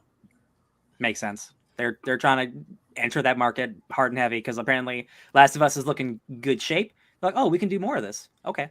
Gran Turismo, you can do whatever you want. You can just make any racing show with its own story. Horizon, that's a high budget show, baby. That's not the post-apocalypse. That's a post-apocalypse in like 10,000 years. That's got to be an expensive show. They gotta be dropping some money on that Horizon. Robot animals, baby. Oh yeah. Yeah, I don't have the most faith in Sony for video game adaptations, I have to say. I mean, after Uncharted, neither do I. I just want to slightly correct something. I'm pretty sure Gran Turismo is a film. Is series. Oh, sure. And that they're circling Neil Blomkamp to direct it. Weird. Oh my God, I did hear about that. I completely blanked that out. I'm so sorry. Yeah. Neil Blomkamp? Neil Blomkamp did District 9. Oh, okay. And that's all. That's only District 9. Don't think about anything else he's made. Just District 9. Yeah. Has it taken Elysium? Because I saw that movie. It's all right. It's fine. We'll see. all these projects, we'll see. I'm still worried about God of War, honestly. The bar for video game adaptations has been raised. So we'll see. Once Last of Us hits, and Last of Us is going to be as good as it is with the creative team it has, I'm. This is a different market than what Uncharted is. It's more me just being like, I hope Sony steps up to the plate. Oh yeah, Yeah. You know, Mhm. I don't have Last of Us right now to be like, yeah, I have faith that they'll do this. But I always hope for something good, especially from something like that I love, like God of War. Mhm. So yeah, God of War definitely feels the most like, oh boy, you gotta get that right. yeah. You never want just to watch something and be like, well, it's just another bad one. Yeah. Or it's just another fine one. Yeah. Like you want to watch one and be like, there, you did it. Yeah. Take notes, Halo. Speed Racer. I saw that movie. Speed Racer. J.J. Abrams is developing a Speed Racer live action show for Apple. All right. I mean, I think of like what is J.J. Abrams known for? What is it? The Lens flares. lens flares. That works perfectly for a Speed Racer. Sure. If you've got the flair of the Wachowskis, which you don't. That's what I was getting at. Yeah, I was gonna be like, if this is a continuation, but I know it's not. No. But like honestly, like there are worse producers that I'd want attached to Speed Racer specific. Like if you're doing something new with Speed Racer, JJ's not the worst choice for it. I mean, I don't care honestly, about Speed Racer enough to like. So like I'm ready for a new Speed Racer. Sure, that's okay. the other thing is like, end of the day, does it really mean shit that J.J. Abrams is the producer? That's a good point. How much is it? No, but that's what I mean. Is like he's a producer on a ton of things that like to varying amounts of actual involvement. Like I don't know. Yeah. It could just be from his company, like Michael Bay's. Like Michael Bay's a producer on Dune because Platinum Dunes helped produce it, but Michael Bay didn't have any say in that movie. I personally only like the Speed Racer movie, and I've watched other things of Speed Racer, and I don't really care for it. So like I'm not coming into this with any real desire for it outside of I like that movie. Yeah, I mean, I have an interest in really if you want to do an adaptation of Speed Racer, I'm down. You know, if JJ ever wants to do it, I'm down. I really like that movie, and I kind of like Sparks. Like I'm not too much into anything else, but I can see how a adaptation, either serious or not, because you can really at this point go either way. You can make it the self-serious one, or you can make it a goofy one. I'm down to check it out. Hell yeah. That's how I feel. Yeah. Blue Beetle. Supposedly, the call sheet has Jason Sudeikis cast as Ted Cord. Man, they're really the Paul Ruddification of characters is happening, isn't it? Not that that's a bad thing, but man, they're just doing Paul Rudd for Blue Beetle, aren't they? Man. Yeah, I think he's a good choice, honestly, though. Yeah, no, for real. He's definitely just going to be more funny than I think than Ted Cord generally is, at least as far as the Ted Cord I know. But it's also I'm thinking of Ted Cord from like the 80s and shit. So yeah, Ted Cord is the straight man to Booster Gold. So yeah, which Sudeikis can be a straight man. He's done it before. It's true. So you could do something like that. Did you guys see the set photos with like the suit? Yeah, looks very good. Looks very good. Looks like a costume, all right. Hell yeah. Apparently Adoni Zedek, Ben, if you want to. Great choice. Sorry. No. All right. He says, great choice. Ted Cord is hilarious. LOL. Yeah. Marty, I believe, just read the Dan Jurgens, the newest Dan Jurgens 8-issue Blue Beetle Booster Gold comic. Oh, okay, sure. Yeah, I bet he's probably Marty's funnier. been reading a lot of Booster Gold. Yeah. Oh, yeah, that's true. And then finally, before we get into some of the big stuff, is Fast X has cast Rita Moreno, who was recently in West Side Story and won an Oscar for the first West Side Story. She is going to be Dom's grandmother in Fast X. Damn. Really not going to be the end of the franchise until we meet every member of his extended family. It's crazy that it took 10 movies to meet his grandma, though. I'm just saying. It's all about family. It's all about family, except for the grandmother who stipped me. Is it going to be like his brother We've Jacob? still never met his mom. She's the ultimate villain. Maybe she died in childbirth. She's Of going to which be one? no, she's the ultimate villain, and she hates family. She's against family. The answer is John Cena. Yeah, she hates family. Yeah, That's why family is so important to them, because she betrayed family. exactly. Wait, is John Cena younger than Mia? Mia? Oh, good point. I thought he was the middle child. He might be. I don't remember. Because he's driving when she's a kid. That's true. Yeah, Yeah. she's probably the last one. Yeah. Okay. Anyway, that's all the kind of like quick stuff that happened because a major convention happened. It's all Star Wars all day, baby. Right over there. Literally from me, right over there. Way over there from me. So I got some of the cool stuff. I think this was most of it. Honestly, it was a good celebration. It felt Yeah. like lots of good stuff. Yeah. I forgot that Star Wars Celebration was in Anaheim this year, and I realized on Friday, and I was like, oh shit, do they have single day tickets? I could probably. And then Hop over. They did, but my better mind took over. If I'm like, yeah, but I don't feel like getting COVID, so I'm gonna stay at home. Right. It's cool that it's right here, but So Star Wars Celebration did happen. So let's go through some of the cool stuff. Star Wars Yoda is a comic book. I'm sorry, small. Star Wars Yoda is a new comic book, 10-issue limited series. It's going to comprise of 3 arcs by 3 creative teams, each set during a different period in Yoda's life. Cavan Scott and Nico Leon will do the first one, and that's set in the High Republic era. Makes sense. Jody Hauser and Luke Ross will do the second one, which is set during the prequel trilogy, just before Episode 1. And then Mark Guggenheim and Alessandro Moracolo will do the third arc, which will be set during the Clone Wars. Okay, cool. I think that's kind of cool. It's cool to get an ongoing. I doubt we'll get any. They do say we're gonna unexplored aspects of the Jedi Master's story history and shed new light on the mystery that has surrounded the iconic character since his debut. I don't think you're doing a lot of that. Yeah, I highly doubt it. I don't think this comic's going to be the one to be like, and then Yoda's from Bling Blong. Yeah. And if they do, it'll never be addressed in the movies. Nope. Yes. All right, but that's cool. Good for Yoda. Yeah, good for Yoda.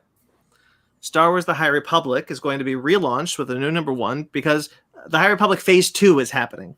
Right. Ooh, cool. Which is actually a prequel to Phase 1. They're going back. They're going back to the future. More back in time.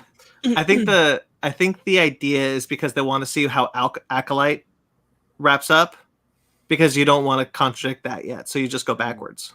Sure. Because Acolyte's supposed to be like the end of the High Republic, I think. Oh, okay. Oh, yeah. Okay. Yeah. Yeah, because the showrunner was like, yeah, we want to see how the Jedi went from the High Republic to Episode 1. How did they get so blinded? So, okay, so anyway, so the High Republic will be relaunched. Cavan Scott and Ario Anindito, who are the creative team currently, will continue to be the creative team. Beautiful. And it's going to return readers to Jeddah during the High Republic. I know. I've heard of that place before. If you remember the Rogue One planet. Before it got blown up. Not the planet didn't get blown up. Just Jeddah did. Jeddah City got blown up. Yes. Jeddah got wrecked. I mean, if you look at the rest of the planet of what happened, because they only turned out one generator, it's like half a continent, probably more, got wrecked. So I wouldn't live there. I would live with the crater. Yeah, well, hell yeah, why not? Is that Star Wars Chernobyl? Probably It's good cheap rent. Good cheap rent, exactly. Yeah. Then the other Star Wars comic that's coming out will be Star Wars The High Republic, The Blade. Charles Soule will be writing this one with Marco Castiello. This is going to be a 4-issue miniseries, which will reveal the history of Porter Engel, who was a cook on a Jedi outpost during the High Republic's first phase. It's apparently a character they've met.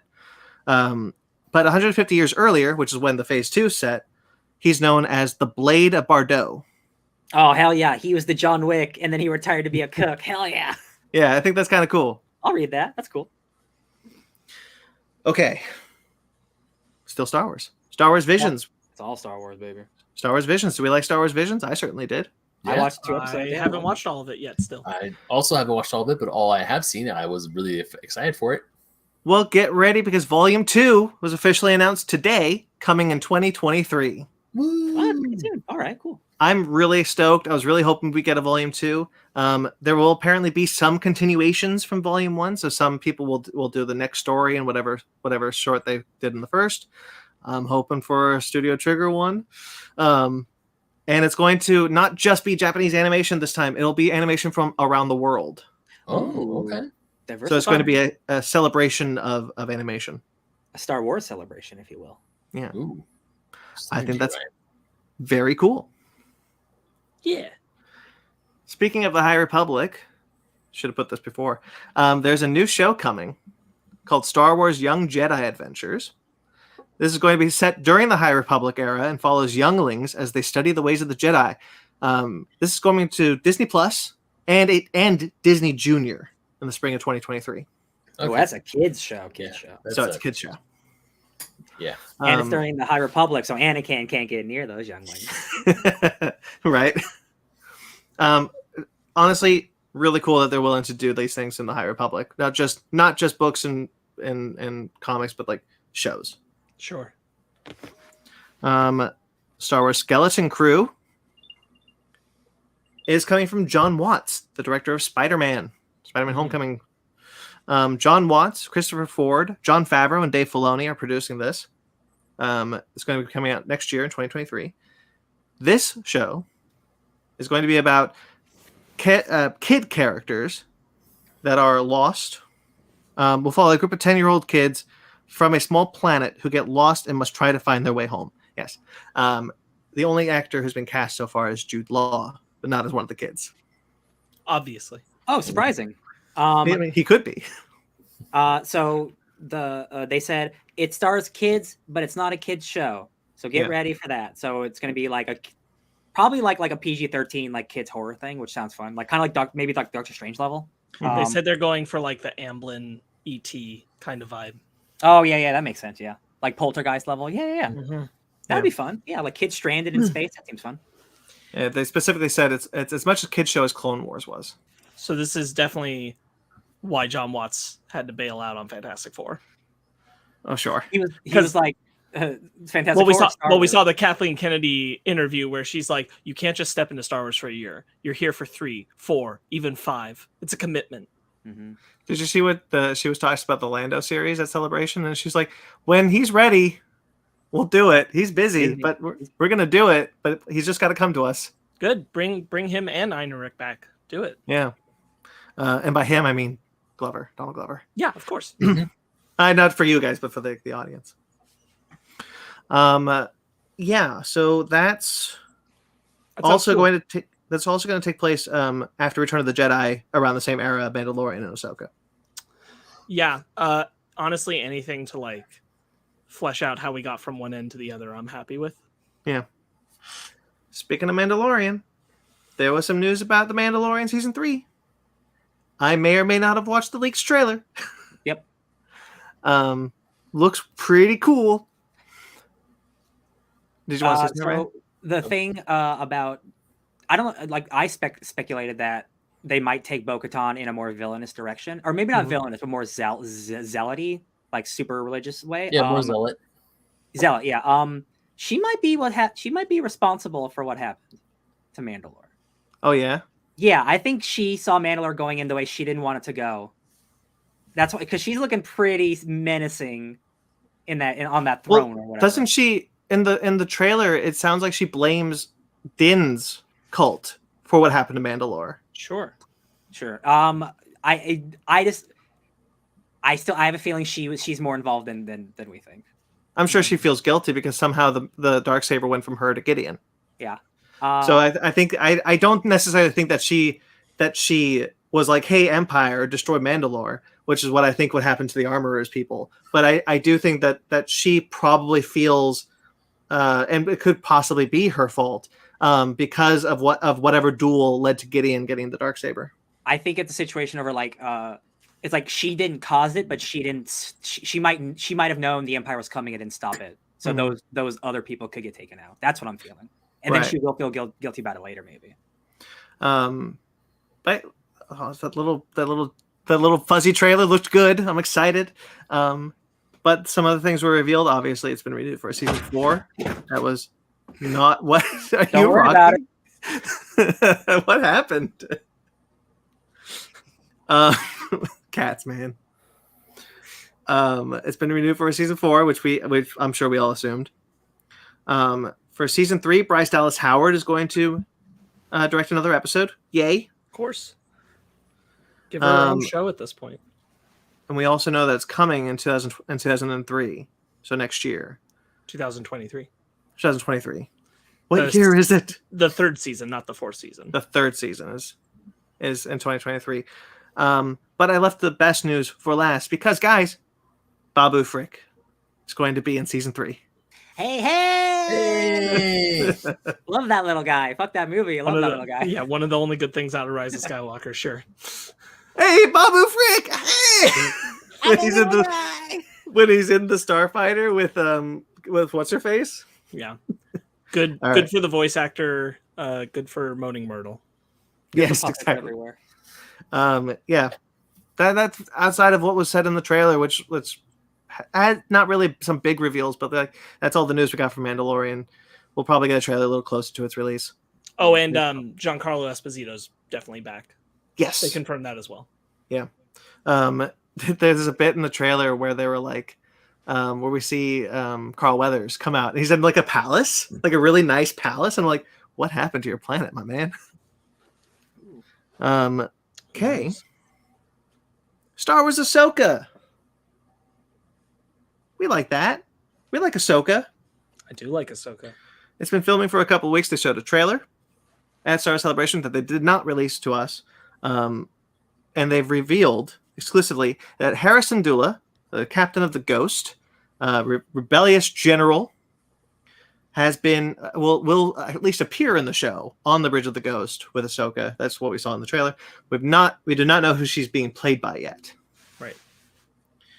She's definitely been cast because she's in the trailer. I just don't think we're ready to reveal it, which is fun. Yeah, I wonder. That probably isn't the original voice actress because I don't know what she looks like. But I wonder who has them. Who has them being like, we don't want to say who this is. How shitty would that be? How shitty would that be if they put the voice actor for Hera back in, but Ashley Eckstein still can't come back? That's why it's just going to be an actor. It's just going to be. Yeah, I'm just wondering, like, who is that actor that's gotten them being like, we want to win? No, for sure. Yeah. Natasha Liu Bordizzo has been cast as Sabine Wren. Good. So Sabine is a character from Rebels. I'm pretty sure that this confirms that whatever animated show Dave Filoni was working on before The Mandalorian, it became this. Did any of you guys watch any of the talk with Dave Filoni about any of this stuff? No. Okay, this is a sequel to Rebels. This is 100%. I mean, clearly, with all the announcements that came out, it is clearly a sequel. The trailer I wasn't saying that. I wasn't saying that. I was saying that there was an animated show that was going to be a sequel to Rebels. That after The Mandalorian, Dave Filoni decided to make it a live action show, and that's what we're getting now. Oh yeah. That's what I was saying. People who were just like, they even heard this news, and I'm like, oh, well, that's. I don't know why people are so mad that it's a Rebel sequel. I think it's fantastic. All those characters are going to come to live action eventually. I'm man. I saw only mad on Ashley Eckstein's behalf. Yeah, that's it. Yeah, I need to pick the Rebels back up again, actually, because I do remember in our text thread you guys were talking. He's like, can Ben finish Rebels? And I started Rebels. I started it a long time ago. Well, you're gonna have to restart it because that doesn't help me at all. Yeah. Okay, so I forgot the most important cast member, our favorite little psychotic droid, Chopper. Mm-hmm. He came out on stage and everything. It was finally appearing in live action again after Rogue One. Yep. Blink and you miss it. And the Ghost, second in live action because of Rogue One. Yeah. Blink and you miss it. Oh. This is Chopper, right? No. That has eyes. It has eyes and real teeth. No, what is that? Never mind. Okay, so it's the droid that's painted at whatchamacallit, Smuggler's Run. That's not Chopper. Oh, never mind. Chopper looks closely like what R2D2 looked like in the original Ralph McQuarrie paintings. More like a trash can. Yeah. Voiced by Dave Filoni. I just hope this is Chopper. Filoni teased Thrawn. He's like, "You guys want to know where Thrawn is?" And I'm like, "Well, okay, thanks for like yes, I do. Yes, sir, I do." And like he was saying, he's been working with Ahsoka for 18 years. And he's been waiting 18 years to film scenes that he finally got to do in live action with this show. Yeah. And that just makes me more excited than anything. Because Dave Filoni obviously created the character, loves the character. Like this, Ahsoka feels like the show he's been waiting to make his whole life. Because he got to do it with Rebels. But like, and again, it's no disrespect to animation, but some people just don't count animation as something that's real for Star Wars. I don't know why. So him getting to do the live action, this is the world that I built on my own in Star Wars, coming to live action is like, I'm more excited for that guy because that dude seems to be having such a good time. He's so happy. Like For sure. I love it. Obviously I saw the photo because I retweeted it, but there's a photo that they have recreated the very end of Rebels where Ahsoka approaches Sabine in live action with the mural and all. That was very cool to see because like we've talked about it in our Obi-Wan thing. This is them being like, you should have watched those animated shows. It's real. It counts. Screw you guys. You need to go watch these. Which is why I said to Ben, honestly, like, I personally, Ben, I'm sure you could watch it. I don't want you to watch it without watching Rebels. No, I want to watch Rebels now. Like, I want to watch Rebels just so I can get that extra oomph. And I remember when I was watching Rebels, I was really enjoying it. I was having a good time with Rebels. And I'm like, I know it's just going to get better down the line. So I do need to get back into it. I am very happy that the show is essentially what I wanted when I heard about an Ahsoka show. I wanted Search for Thrawn, Search for Ezra, Sabine, Hera, Chopper. I wanted that Rebels sequel. Zeb? And do you think we get Zeb back? I think we do. I have a feeling because he's a big alien creature, he'll either be killed off and we'll get like a flashback, or he'll only be in the show for a little bit. That's my. I think it's far more likely he's just going to show up for a little bit. Yeah. Zeb's the one that's voiced by Steve Bloom, right? Mm-hmm. Mm-hmm. Okay. Or they're going to say that they lost him in the fight with the Empire already. Yeah. Sure. Or he went to his planet. True. He went home. The actor playing Sabine said that she's been cast for over a year. That's crazy. So like this has been in the works for so long, but the pandemic screwed some stuff up and scheduling stuff. Yeah. It's really cool. Like it's an exciting time. Like honestly, like Ahsoka's fine. I'm more excited that this is a Rebel sequel. Me too. I'm very excited to follow up on the story. I'm very excited that it's all happening here in live action and everything. I think that's great. I was also happy to see that there were a lot of people who were like, yeah, still kind of a bummer for Ashley Eckstein though, guys. Like this is the thing that we talked about a while ago, is that like when Rosario Dawson came in and took on the role, that it was like, okay, but I hope that the follow-up that is focused on Ahsoka with the Rebel storyline still goes to her in some way, because that's when we were still thinking of it as an animation show. It's clearly not going to. That's rough. That is just a bummer. Especially with Rosario Dawson being, like largely driven by fan casting more than anything, which she herself thanked Boss Logic for at Celebration. It's nothing like personal against Dawson. I just think that's tough. It's just tough. But I'm still excited for the story. I wanna bounce off. I really hope that this Ahsoka feels more in line with the Eckstein Ahsoka, because I have struggled with Ahsoka and Mandalorian season 2, Boba Fett, because I don't feel like Rosario Dawson is being Ahsoka. I feel like it's just Rosario Dawson in cosplay.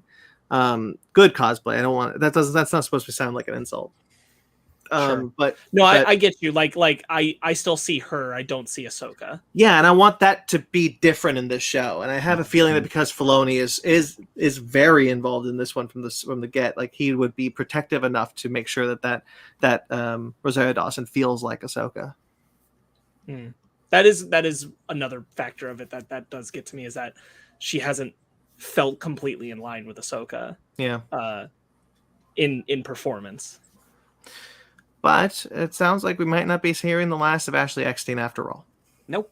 No. Because Star Wars Tales of the Jedi is a new animated series that's going to be a bunch of 15 to 20 minute shorts in the Clone Wars style. And Filoni is developing this. Just a little bit about it real quickly. It's going to be, so the first 3 episodes, by the way, all of them set during the prequel era. So around, before, in, all prequel era stuff. The first 3 episodes, not the first 3 episodes, 3 episodes will explore various points in Ahsoka's life, with the first one being her as a baby, and then the second one being her during the Clone Wars, and then after Episode 3, for those three. The concept looks really, really fun. Iden Versio, the actress who plays Iden Versio, Janina Gavankar, is going to voice Ahsoka's mom in the first one. Oh, that's nice. Giving her more stuff to do. That's cool. Yeah. And then the only other episode that we know about, only a couple episodes, is there's going to be one focus on pre-turning to the dark side Count Dooku. So Jedi Count Dooku and his Padawan Qui-Gon Jinn. Ooh, okay. Qui-Gon will be voiced by 2 actors, Liam Neeson and his son Michael Neeson. Which I'm very happy about. That's so cool. I'm definitely sure this will be the first time we're seeing him again. Definitely the first time. Definitely good synergy happening now, I bet. This is not the first time that he's Filoni himself brought Liam Neeson back from for Qui-Gon in one of the episodes of Clone Wars. So, hey, happy this will be the next time we see him. Yeah, definitely. Maybe. Qui-Gon will be voiced by, I already said that. There's also another episode that features Count Dooku, which apparently will have a duel with Yaddle. Oh. Okay, all right. Okay, I see where we're going now. All right. I'm pretty excited for that. Not taking it seriously, I see where Star Wars. No, okay, all right. Okay. Yaddle is on the council. Yes, she is in the council for a movie. For a half a scene. Maybe this duel is why she's not in it in the second one. Damn, Yaddle went bad. Yaddle went killed. Yeah, God. Count Dooku. That's how Count Dooku turned to the dark side. He killed Yaddle. Could be. Dooku, do this, you kid. She doesn't talk like that in Lego Star Wars Rise of Skywalker Saga. And I was like, are you kidding me? Well, it is one of the long wondered questions is, does Yoda talk like that because he's Yoda, or does Yoda talk like that because his species talks like that? We don't have an answer. It's got to be the species. It has to be. I can't accept anything else. I know, seriously, we may have to accept that it's not just him. Yoda's just a goofball. But then what happens when Grogu starts talking? Grogu will talk like Mandalorian. He'll be voiced by Pedro Pascal. Oh my God, he has like a deep gravelly voice, yeah. The way this is. I'm really excited for this show. I think this is really cool to do this prequel stuff. Obviously, I love Qui-Gon, so doing that story of like Qui-Gon and Count Dooku prior to Dooku turning, awesome. And I like the idea of him fighting Yaddle quite a bit. I expect we'll see even more of people circulating back around. We got Hayden Christensen and Ewan McGregor both saying, I want to do more Star Wars. So I wouldn't be surprised if they're appearing in places as well. This is confirmed that Tales of the Jedi will be Matt Lanter. I'm not saying it'll necessarily be here. I'm just saying I wouldn't be surprised if we're seeing some of them all come back around. A lot of people wanted to get back in on their Star Wars. So I watched the interview, the 11-minute long interview between Ewan McGregor and Hayden Christensen when they came out for Celebration. And it was just so heartfelt to see all the fans cheering for Hayden Christensen. And you hear that one guy yell, "We missed you." Yeah. I was like, man, that's so. And then, of course, then when he goes, "This is where the fun begins," to end the interview, even the guy doing the interview was like, he freaked out. I would have freaked out too. I'm like, man, this man, he's been through so much. And I'm just glad we were welcoming him back with wide open arms. Like, we missed you, buddy. Yeah, this is, I think that we'll probably hear, maybe Samuel L. Jackson will want to come back to do, because he did the Clone Wars movie. He does want to come back. He did the Clone Wars movie, and then they recast him for the show. But now he could do a show. What was I gonna say about something? Oh, the cast list does not officially list Ashley Eckstein as Ahsoka, but you got to imagine that the Ahsoka episodes will star her. Yeah, right. I mean, if they don't, then there's a riot on our hands. It would just be weird to just be like, Rosario, now you do the voice. Yeah. And then finally, kind of the final bit of news on that one that I have is that Kevin Kiner, who was the composer for Rebels and Clone Wars, will return to do the score for this one. Yeah. Okay. Very excited. I think this is a cool animation idea. Now, make Make the animation show about after Return of the Jedi with the main trio, you cowards. That's the one I want. Do it, you I feel like we were gonna get that, and then they all everything switched to live action, and now you can't do that without deep faking Luke now. Then the rug got pulled from under us, and we just keep seeing creepy CGI Luke. If they keep broadening their horizons with the animation shows, we'll get it. We'll get there. I'm sure. I hope so. Okay. The rest of the Star Wars news is in our trailer, so let's head on over to the trailer. Let's do it. Into the trailer park we go. Sounds like a Nick Jr. ad. Nick. That's Nickelodeon, not Nick Jr. I was gonna add the Junior at the end. Chill out. Star Wars: The Bad Batch Season 2 trailer. Looks cool. I haven't seen The Bad Batch. Yeah. I don't have no context. They're Bad Batch in it still. There's the lady from the first episode, I remember. Looks like they're trying to go against the Empire and help other people instead of. Well, yeah, they're defective clones. Order 66 didn't happen. They're ostracized by the Empire from the get. Oh, okay, cool. Yeah, because first the Empire wants to. Sorry, Sparks, if I may. Sure. They are ostracized from the Empire because first off, Tarkin hates clones and wants to get rid of them for enlisted men, and Order 66 didn't work on them because their genetic alterations affected how their chip would work. Mm-hmm. So when all the other clones turned, they just couldn't. And so like they are not welcome in the Imperial Armory because of that, and they don't want to be. So yeah, they're on the run. Okay. Because they're able to look at what's happening and say, well, why did everybody suddenly turn on the Jedi? Because they have full cognitive memory of like, we just worked with the Jedi. They were great. So what's up? Yeah. Yeah. He says, curious if the Wookiee Jedi is the same Padawan in the Clone Wars. Everyone's saying it is, yeah. Yeah, people. This is as someone who doesn't remember that character, it was a very glup shit up moment of like, oh my god, Gungi's back. And I'm like, hell yeah, Gungi or whatever. He's in the episode where David Tennant takes everyone to Ilum. Ilum. To make their lightsabers. Yeah. Mm-hmm. Yeah. Good episode. Yeah. Gungi was very like it reminded me of when Boba Fett was happening. Everybody was talking about, oh, I wonder if the Rancor is I forget the name, but like they were wondering if it was like the specific name, and I'm like, who the F are we talking about? And then I watched an episode of The Bad Batch, and I'm like, oh, they thought it was this Rancor. It isn't, but like that's what they were thinking. It's all connected. Yeah. It's head knapsack when you need them. Did you watch that episode yet, no. Brandon? Oh, okay. I won't say anymore. That's okay. No. Well, yeah, I'm excited for the show. I'm watching it, so obviously. Ben, Ken's here. He's at Star Wars Celebration. That's where he is when you need him. Can you pop over and grab him real quick? Well, let me find out. Okay. Commander Cody is also confirmed to return in the series. Commander Cody, giving D. Bradley Baker yet another character to voice in a show that stars him. And Rex is back.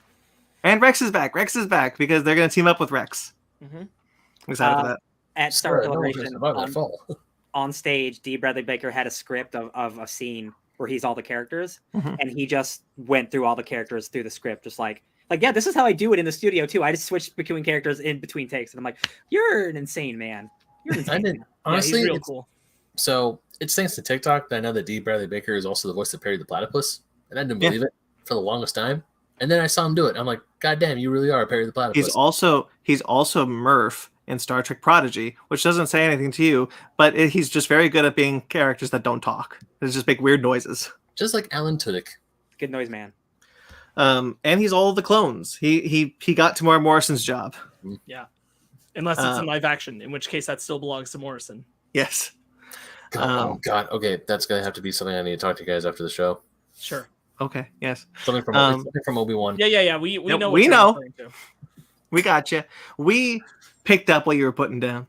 Awesome. Okay. Probably. All right. Star Wars Jedi Survivor. Sequel to Jedi Fallen Order. I was hoping we would get some. Tank? Who is in the tank? I think it's a clone of Cal. That's what I've seen of others saying. I can get that read. I don't know how else it would be anybody relevant. Yeah. What if it's the Night Sister and she's damaged, and so it's not a man in the thing, it's a girl. But she doesn't have blonde hair. Yeah. Yes, she does. She has white blonde hair. It didn't look like her though. Yeah. I didn't see the face. It didn't look like it had her markings. Sure.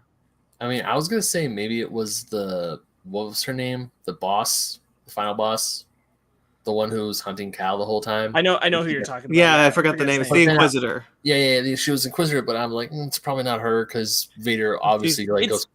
More to the point, like, I'm excited about the announcement about more Jedi Fallen Order. I want it. I'm stoked. This is a 5-year time jump. Is that what they said? Yes. Yeah. I definitely want to play it. I didn't love this trailer only because I'm like, they definitely made me feel like I should have known who was in the tube, and I'm like, I don't know clearly who it is. I think it's a mystery. Like I think it's purposely just like supposed to draw mystery, but like it's not. It's just a random person, so like it's hard to be like hard to care about that. It's a CG trailer. It's just an announcement trailer. Like we see. It's weird because other things have done this. Other things have done this mystery, but they've done it in a way where you're just like, oh, this is a mystery, not like, who's that supposed to be? Yeah. Because we're kind of conditioned by this trailer, I guess. It does. I'm not saying like that's what they meant that they meant to do, but that's kind of what it comes off like. It feels like it's a character that we should have met from the first game at least. Yeah. Yeah. But we don't. I don't know. Which is why I think it might be the Night Sister. So. Maybe. I mean, once again, it's just a teaser trailer. No gameplay was shown. It's just like, hey, this is what's coming up. This is what we're working on. So, the Utapau, Powan, senator. No, he's not the Grand Inquisitor. He's a senator. Oh, he's a big fat guy. Okay. Yeah. Cool. But he is from Utapau. He is the same species as the Grand Inquisitor. I thought that was the Grand Inquisitor. He's the guy from Dune. He's the Emperor. Ooh. Oh yeah. Big and gross. Pull up Grayson's comment, Ben. He said, "So excited for a clone of Luke." I hope not. Yeah, I hope not. Like I really don't think so. I would say this is like they're gonna like find some way to like tie it into Snoke stuff, but this is super early for that, so I doubt it's that. Yeah. Do you suppose it's possible it could be a young Palpatine? Yeah. Yeah, like we're seeing like the clone of Palpatine like start to like he's starting to try cloning himself. Yeah. Yeah. I'm looking at it right now because I pulled it up on my other screen. Yeah, like the face almost makes me think it's Cal, but the hair is throwing me. Well, because it's not like a exactly Final Fantasy character. No, yeah, for sure. I'm just saying like the hair makes it hard to tell because you're just like getting the eyes, but like I could see where it could be Cal. Yeah, and then he's got like it looks like the Utapauan lines on his shoulder. Oh. Like the same way that their heads look, it looks like he's got that on his shoulder. He's got in this trailer, it looks like there's been like a bad crash, like we're meeting our characters in danger. Mm-hmm. Yeah. Who knows? I'm excited though. It's coming out exclusively on next gen on current consoles, so it's gonna look good, feel good. He looks the same. Like he got it's 5 years. It's 5 years in the future. But he also got like a model revamp. He looks exactly just like his actor now. Right. Like so when he appears in live action, which will happen sometime in the future, in the next couple of years, I'm sure. He doesn't have to like, oh, is that him? No, that's just him. That's just Cameron. That's whatever his name is. I think Cameron Monaghan. I feel like that was the case with all of the games because remember the lady I just mentioned who played Ida Versio. That's her. Yeah, that's not a model. That's just her, and it felt like they were doing that because they wanted the option that these characters could make the jump. Yeah, and now that he's older and he's closer to his actual age, it's like now it's just that guy. It's cool. Yeah, but I'm excited. I'm really excited to see that the game is happening and it's next year. Hell yeah, looking forward to it. So far, Star Wars Dark Souls, Star Wars Andor, actually, Ben. Ooh, Andor what? Can't match me like that, man. I just did a thing. You can't bounce off another thing from me. That's what we're here to do. You can't bing and bong at the same time. Talk about Star Wars Andor. Andor, right? I hate you. This was a great trailer. Yeah, it was. They confirmed 12 episodes, Mhm. season 1, season 2. And it's going to take us all the way up to Rogue One. I'm pumped. This looks like this is doing the stuff I want to do in Star Wars, especially at this time period. It seems like you are having some flashbacks to when the clones were attacking. So that's why, because we do know he was a separatist. Mhm. So how he went, so to him, the clones and the Empire and the Republic is essentially one and the same. So he's like, let's mess him up. Mhm. And Yeah, when I saw those clone dropships, I was like, yeah, me too. I'm looking forward to this. At first, yeah, I'm really looking forward to this. I'm excited. I like more Star Wars stuff now. Now I'm like, give me. There's a vibe in the dialogue that seems that are going to put classism at the forefront. Mhm. Talking specifically about them being fat and satisfied, and you're watching a lot of people who are clearly poor, refugees trying to make ends meet, being a part of what the rebellion's rising up to fight for. It's really nice because, like, you know what the rebellion's fighting for in Star Wars, but you don't often actually get to spend time with the people that, like, the really downtrodden, the people who are truly oppressed by the Empire, that they are fighting for, because those are usually people most of the time that don't get to be part of the fight in the movies. Yeah. I really like Rogue One. Obviously, this looks like Rogue One. Like it's shot very similarly. I again, like I've mentioned, this is my favorite era of Star Wars. So hell yeah, I like not Pedro Pascal, Diego Luna. And then we see like Mon Mothma's plot line, which is so cool when she's just like, they're on to me. I think they're starting to suspect me because she's funding the rebellion at this point, or she's trying to get it off the ground. I think we're going to see a lot of kind of across a lot of different spectrum of time in this first season. Whether it's through flashbacks or like the episodes are going to jump around. I think we're going to get a wider spread of the rebellion coming up in that time period. We also see the Senate. I'm so happy to go back to the Senate. I cannot wait to see the Imperial Senate. We've never seen it. I would. This is where I would love to see Ian McDiarmid again. Yeah. This is where I want to see Palpatine again. I want to see him functionally Emperor inside of the Senate.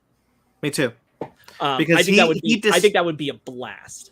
We know from episode 4 he disbands the Senate just before the events of that movie. Right. So I want to see what he was doing as Emperor in that Senate that he definitely never listened to. Right.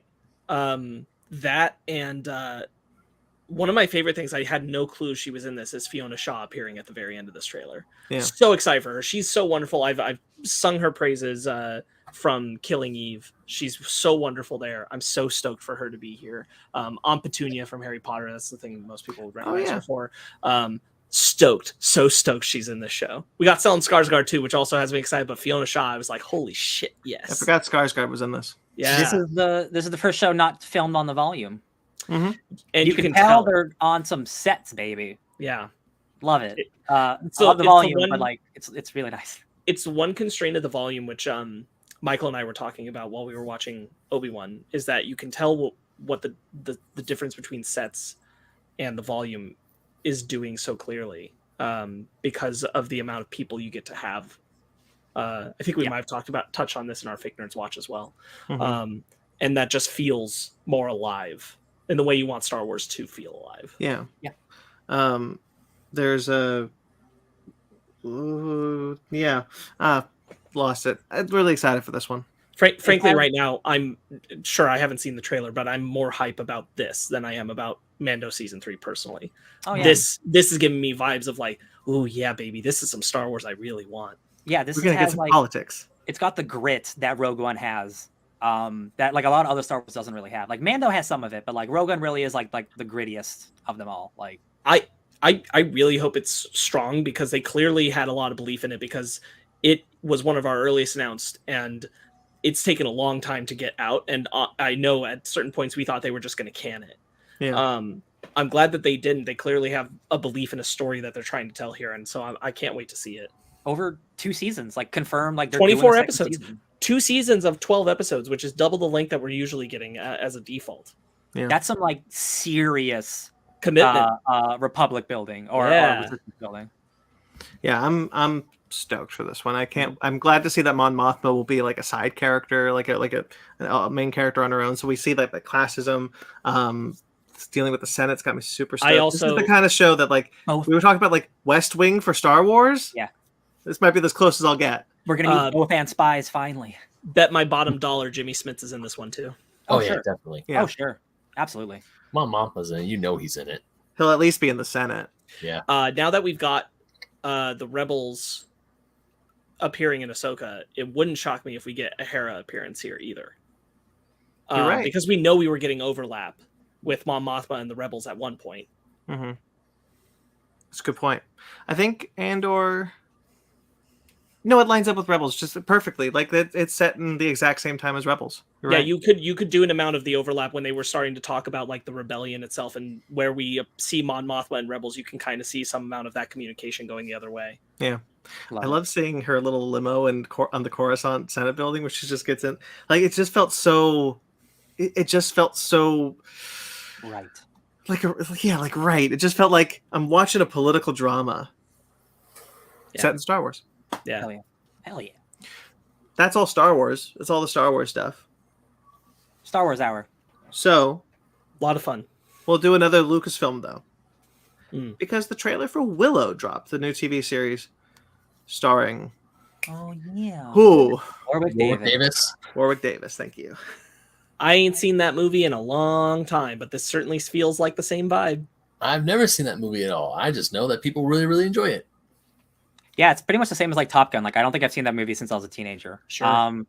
I really like this trailer. Me too. Anytime you can give me really good fantasy, and I like believe it, you're not like half-assing it. Like this feels like a fully realized world. And like ahead. it all looks really good. And like I'm happy for Rick Davis to have like another huge shot like this. It's a shame Val Kilmer can't be in it, but he has health problems and stuff. Oh, he's in it. Whoa, what? He's in it? He's in it. Is he in the trailer? Did I miss him in the trailer? No, he's not in the trailer, but they Okay. did confirm that they brought him back. A+, baby. I want to see this movie really bad now. It's a show. It's a show. The show. Yeah. Oh, that's Yeah. oh man, that's so many. It's a series, limited series. amazing. Yeah. Yeah. I'm looking forward to it. I want to rewatch the movie now. It gave me Dark Crystal, the show vibes. Yeah. For like what it's going for, and I really enjoyed that show. So I've never seen the movie. This is playing off of one of my favorite tropes, which is kind of like the jaded old man character comes back and helps the young people. I like it a lot. Never seen the movie. Super excited for this show. I watched this trailer. I thought the show looked great. I'm definitely watching that movie. that movie is right up your alley. I'm glad. I No, can't I wait. was the exact same way because I was watching this because all I know about Willow is the name and stars Warwick Davis. That's it. And I'm watching this trailer. I was like, this looks really good. It really does. It's right up your alley. Oh, I I Jesus. think you'll like it. I was at the zoo. I was at the zoo yesterday, and all the animals were asleep. So I tapped on the glass. Hello, hello. You will have dinosaurs on this dinosaur tour. Are you animals awake? And he goes, and Zara just goes, anything for a quote, huh? I go, yep. I'll quote Jurassic Park anywhere. All you have to do is just have some guy in the security office go, I really hate that man. Yeah, really excited for this show. I'm definitely gonna check out that movie. Nice. Yeah, me too. Beast. Charlotte Copley's back. Charles Copley's back. Idris Elba. Oh shit, I Seems missed this one. Whoops. Basically that's okay, Ben. It seems basically like Jaws with a lion. Yeah. And I'm into that. That's interesting. Oh. That's cool. Jaws It with a certainly lion. feels like one of those movies like they're going to be trapped in a car for like a good portion of the movie to have like tension, like one of those like trapped in a box tension things. But obviously Right. they're getting out and stuff too. But like, yeah, really nice to see Charlotte Copley. That dude's been missing from Hollywood for a while. I feel like. I like him a lot. I'm glad he's doing something again. Yeah, this looks like I'll be honest, like I don't know if I'll see this in theaters. This definitely feels like a streaming movie for me. But it looks good. Like, you know, we all like Idris Elba. We all like giant tigers, lions, and bears. Oh my. Yeah. If it can nail the vibes of what it's going for, I think it could be cool. Mm-hmm. Yeah. Devotion. This one I did see. Yeah. Fighter pilot. Speaking of fighter pilots, Yeah, no, this played right before Top Gun. Glenn Powell's staying in that plane mode. in that lane. Yeah, staying in that lane right now. Him and Jonathan Majors. This looks cool. Yeah. Yeah, this is based on a true story in World War II. Korean War, I think. Korean War. Korean Interesting. War. That's why they said they've forgotten war, and I remember Yeah, the World War Forgotten II. War. Yeah, I believe Korean War is mostly referred to as the Forgotten War because I've never forgotten that war. I've never. My dad served in it. Oh, Until this very day. Yeah, this looks like a decent, like probably emotionally charged like war movie. Mhm. Not usually my bag, to be honest. I like Jonathan Majors. But I like Jonathan Majors, and he seems to be acting the shit out in front of a mirror. So Yeah. You know what? I'm getting him in Creed 3. I'm okay. that's true. He's we're also getting him as Kang. Yeah, but that's after Creed 3. But I still. think I think this looks pretty well made, so I'm intrigued, and you got two strong actors headlining it, so that makes me want to watch it. Sure. The Gray Man. This looks decently well made, and you got two strong actors headlining it, so yeah. I am 100% sure the movie is going to be better than the generic trailer we got. Yeah. But this is Netflix's most expensive movie, so I'm sure we're just not seeing how cool the movie really is. Hey guys, have you heard of the story of like, oh, a hitman has to kill another hitman? Like I've seen that movie a million times, truly. But again, Ryan Gosling, Chris Evans, I love those guys. So like, also we get Chris Evans as the villain again, and I'm kind of happy about that. And I really enjoy Chris Evans when he plays the bad guy. I think Chris Evans is doing a good job. We don't get a lot of Ryan Gosling in this, which is kind of a bummer. But Anna de Armas does get to do some stuff in this trailer. It's not just by the Russo brothers. It's based off a book. So I'm curious to know, like if that's going to help it have some good character work, you know? Like, did they strip the character work for just generic action, or did they like heighten they really want to go into the character work that would make it unique from the others of this genre? Yeah, I'm not worried about it with the Russos, because like I think their character work with like all their Marvel stuff is good. I just think this trailer, it's like, have you heard of this organization? We got to take out this guy, but he's the good guy. And it's like, it's just a generic trailer, but like all the action looked good. I just don't think this represented the movie I think it is. Sure. I think it's going to be better than this trailer for sure. I hope so, because this trailer was there were some parts where I was like, hey, that looks cool, but most of the time I'm like, this looks like another generic action movie that I've seen a million times. Right without Ryan Gosling and Chris Evans and Anna de Armas, do you really want to watch it based on this trailer? Yeah. And I think that's fair. They are like, the actors are pulling me in, so we'll see. All right, Thor: Love and Thunder. Oh my god! You mean the best trailer to come out this week? Buddy, there's still one more. Thor: Love and Thunder, the new trailer. We got our first look at Gore. Yeah, we do. Christian Bale as Gore. So good. How we feeling, everyone? I'm feeling good. I'm feeling good. Fan-friggin-tastic. How are you feeling? I'm feeling good. Yeah, really, really, really like this trailer. I personally, boy, this has been a week. I personally land on the side of, I would rather him have a nose than be covered in CGI and look like one of Thanos' children from or a deviant. Infinity War or something. Yeah. I think it would have been nice to have the tendrils just to do a little bit more separation, but I don't need them. Yeah. There's only one shot in here where I'm like, he just kind of looks like Christian Bale to me. Well, is it when he's on the farm and you clearly see that's before he becomes the God Butcher. So that's him when he's just a regular alien. So right. And that's what I mean is like, you know, but you get what I'm saying. Like, I can see so much of his human face, but that's not bothering me even there. Yeah. I think that the emotion just in the visuals of seeing him is there. The sinisterness is there. The devout belief is there. So I'm happy. I feel like he's going to knock it out. I really like how they designed the Necro sword in this. It's such a thin sword. I think that's pretty cool.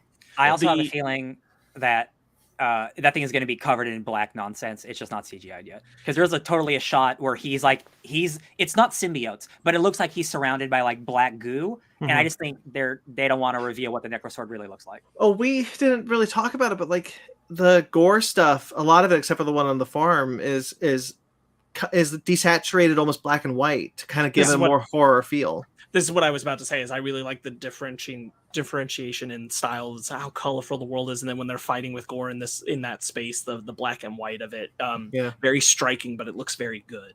It's not just like there's still some work done to make it look very pronounced. The lighting, the look of it. It's not just like, Justice League taken and desaturated in an editing program. There's real thought put into how It's it not looks. just It's black still and white. artistic in its own design. Yeah. We get a little bit more of Jane Foster as Thor. She does the coolest thing where she throws the hammer fragments. So cool. And it could reform. Yeah. It could reform. That's awesome.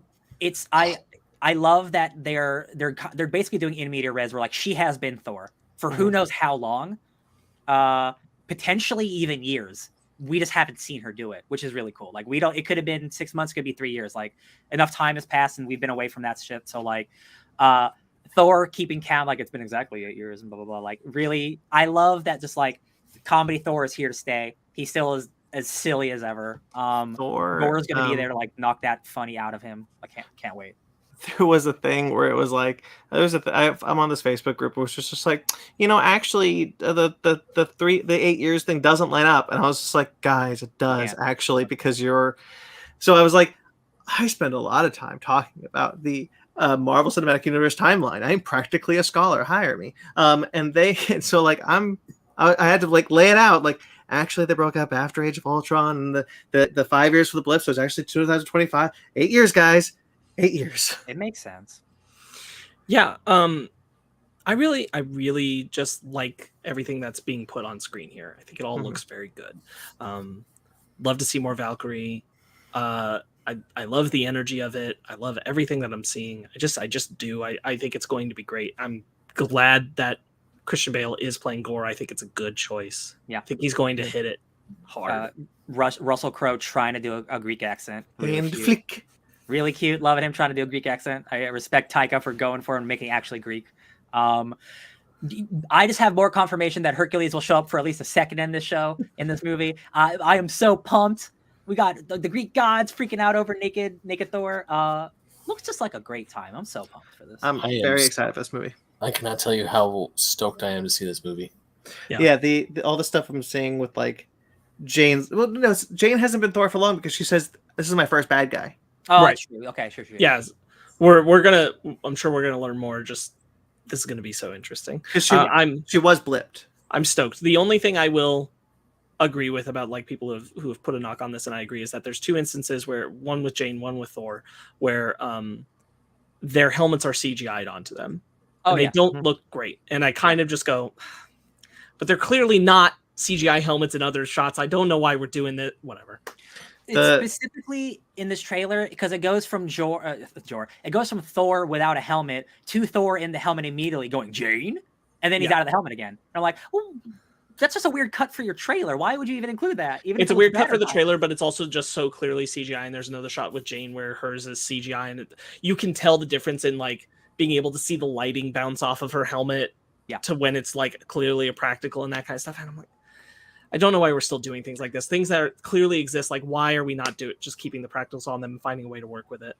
So Thor's helmet is the only one that bugged me because I didn't notice when Jane's was CGI or not. Jane's is when she says, "Oh, sorry." But what I will say is that the Thor one is aggressively not attached to his face. It's definitely floating there, and that's a bummer because like someone tweeted about that, like this shot will haunt Marvel for years. It's not good. Yeah, it's not good. It's also the shot. The shot for the Jane one is when she's saying, "This is my first bad guy," and you can. It looks like the helmet compared to like the other shot that we've seen from the first trailer where she has it. It's like on her nose, like it is her nose in a way that it's not on the other end. I'm like, again, like I just kind of go, it exists. Why are we doing this? Yeah. But I'm very excited for this movie. That's the only nitpick. Everything else looks incredible, and like I'm not gonna.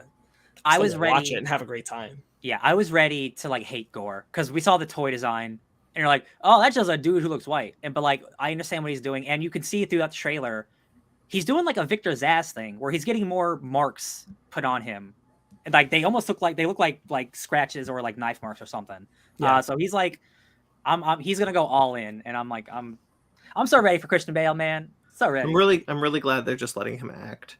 Yeah, because like when I found out he wasn't going to be Dario Agger, he was going to be Gore. I was like, oh, we're gonna just dump him in a bunch of CGI, which is fine for like Thanos. It worked, but like, how are you not going to make him look like what's the guy's name? Ebony Maw. Ebony Maw. That's exactly who I was thinking of too. I was thinking like, I don't really want him to look like Ebony Maw. I don't want him to be all CGI. So I'm really glad that's not the way this turned out. I'm really glad that it's him. Like I said, I think just for differentiation, it would have been cool to get the tendrils, but like, whatever, man. I'm happy. The performance will shine through. Yeah. Let's talk about the best trailer of the week, Ben. Mission Impossible 7. For the movie, hard to disagree on that one. But if you enjoyed it, that's good. Hard disagree. I Ben does not like Mission Impossible, y'all. I like the Thor trailer way more. To be fair, he's not caught up in any of the movies, so he doesn't know. He doesn't know. Are you not? No, we've talked about this. Apparently, I didn't. This is one of those things that we do every week, that like the things that happen to me, but we do that one for Ben. Right, okay. Yeah. Jesus, guys. It really bums me out that It's we're a year away from this movie. It's a really, really good thing No Time to Die already came out. Yes, it is. Yes, it is. Because if No Time to Die had still gotten delayed to the point of matching up with this film, boy. This was a solid 3 minutes of like just vibe. There's like no dialogue. It's just, I mean, there's some dialogue at the beginning, but it's like, it's just vibe. And it's like, it reminded me of the shit. It reminded me of the Way of Water trailer, but for an action movie. Where it's just like, yo, do you want to live here right now? And I'm like, yes. This is the only trailer where I was like, dun, dun, dun, dun, dun, dun, and I was like getting really into it. And I cheered at the end of this trailer. Yeah. So I saw it when it leaked, which was really funny because it went down like immediately. But yeah, Ryan and I had both seen it last week, and we were just like, we're just not going to mention this. Wait. The end shot of him like going off the motorcycle off the cliff, like literally gave me goosebumps. And I'm like, oh, movies are awesome. Buddy, Kittredge is back. Oh yeah, it's real. It's just the full circle. He does. Patrick Williams was also really excited about this, but I was like super excited. His close-up magic's back. Yeah. Haley Atwell. They're bringing back. What's the blonde girl's name? Leia Seydoux. Vanessa Kirby. Way off. I'm so glad they're bringing her back because who she was supposed to be in the last one was so interesting, and they don't really go into it. And so like now we're kind of finally like go into that. I'm like, yes. Rebecca Ferguson is here with an eye patch. With an eye patch and a sword. So I get to say this every so often, and hold on, my mouth is really dry. I get to say this every so often. This is for real. This is the most Metal Gear a movie has ever been. This is truly the plot of Metal Gear Solid 4 Guns of the Patriots. He is a rogue guy going against the government who wants to control all information and all of the future of like knowledge for the sake of humanity. Whose side are you going to be on, Big Boss? He's just playing Big Boss in this movie, but they gave the eye patch to Rebecca Ferguson, and she's got a sword, and I love swords. Bro, this looks so sick. I really like how he's gone rogue in every movie, but each one is like, oh my god, he's gone rogue. It's like, yeah, he's done it a lot, actually. It's half the franchise at this point. Nation. Yeah. Real quickly, Mag is correct. This is the beginning of the Mission Impossible franchise because the beginning of the end because this is the first part of the last two films. So Mission Impossible 8 will be part 2 of this. Dead Reckoning, yeah. Spicy name. Someone's like, there is no way to punctuate this correctly. Yeah. It is unfortunate, Ben, because like with you've been here, like as we've talked about it, like the Mission Impossible franchise, a lot like the Fast and Furious franchise, has only gotten better and better and crazier. And like the stunts, even more so than Fast, the stunts in the Mission Impossible movies are the best in the business. It's because Tom Cruise is truly giving his life every single movie. Dying for Hollywood. Tom Cruise wants to die on film. No, when I was watching the trailer for this, I will admit it is a really good trailer. I did enjoy the music. Yeah, I was like, man, I do need to watch the Mission Impossible films. But when he goes off the cliff on the bike with the parachute, I'm like, he did that. He's such a maniac. I love it because he cannot get insured by Hollywood, and by the law, you can't act if you're insured. So he has his own insurance company to insure his movies so he can keep making movies. Yeah, man. He's a madman. Yes, Ben, you should watch the Mission Impossible films. Please do before this one comes out. You've got plenty of time. because they are great movies. And of all like the horror movies you got to watch and shit, like this year, Mission Impossible is a franchise I know you're gonna eat it up, baby. It's too good. It's too good. I mean, Christopher McQuarrie, who is the director and the writer of this one, and he's been the last two also. He said in an interview, and I tweeted about this, that he believes that every Mission Impossible film had to have been directed by a different person because it gave it a different flair each time, different cinematography, different story beats. It was every movie was so different. So when he came back for the second one, because he's the only one who's done 2, well now 4, he said, I didn't want to go from, what did he do, Rogue Nation? I think so. When he went from Rogue Nation to Fallout, he didn't want them to look the same. So he hired new people, new cinematographers, new people, and learn different directing styles to make sure that it looked different, so that each film in the Mission Impossible franchise would continue to look different. And I'm glad that he's doing that with this one also. Right. Yeah. It's wild. It's gonna be wild. I'm excited. I'm so excited. This is over a year out at this point. The only reason we saw this trailer is because it got leaked online. Sure. And it wasn't a camera leak. It was the full 4K trailer. Yeah. They did it. Sons of bitches. Yeah. I'm super stoked for this. I love everyone I'm seeing, everything I'm seeing. Hell yeah, Tom Cruise, you do it. It definitely, this trailer, because like they bring back everybody, and it's like, oh man, this feels like Infinity War, and the next one is Endgame. Like, oh, it's coming to an end, man. Oh wow, crazy. Yeah, Ethan Hunt will definitely die eventually. Maybe clone him. All right, shall we do our? We're gonna have to do our Mission Impossible wrap-up conversation next year. Oh yeah. I want to rewatch those movies so bad. Have to? It will be a pleasure. Yeah, right. I'm not saying have to out of the obligation. I'm saying have to so we make Ben do it. That's true. Ben, you gotta watch them. Just in general, Ben. I don't think we even really touched on the fact that Kittredge is back, which is crazy. Yeah, I said it in the beginning. That's weird. Why? He's the first like government angel. No, Alec Baldwin was like in 4 movies. Mm-hmm. Yeah. I'm really excited to see the Mission Impossible force actually be a force and not just one dude again. Alec Baldwin was in 2. Oh, okay. He would be in 4 if he was in these ones, but it's saying that he is not. Well, he didn't make it out of 1. Right. Oh yeah, I forgot. Yeah. It's Henry been a Cavill. while, Brandon. Give me a break. There's a lot of characters in these movies. You're right. That's fair. I'm very excited for this. Okay. I'm very excited for Ving Rhames. Man, has he ridden the coattails of this franchise? He really Good for him. Yeah. Yeah, man, Tom Cruise is just I love watching him try to kill himself. All right. Same. Speaking of, shall we get into our main topic?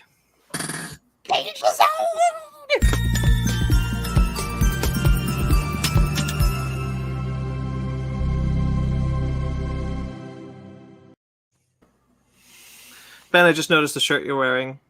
You whore. Okay.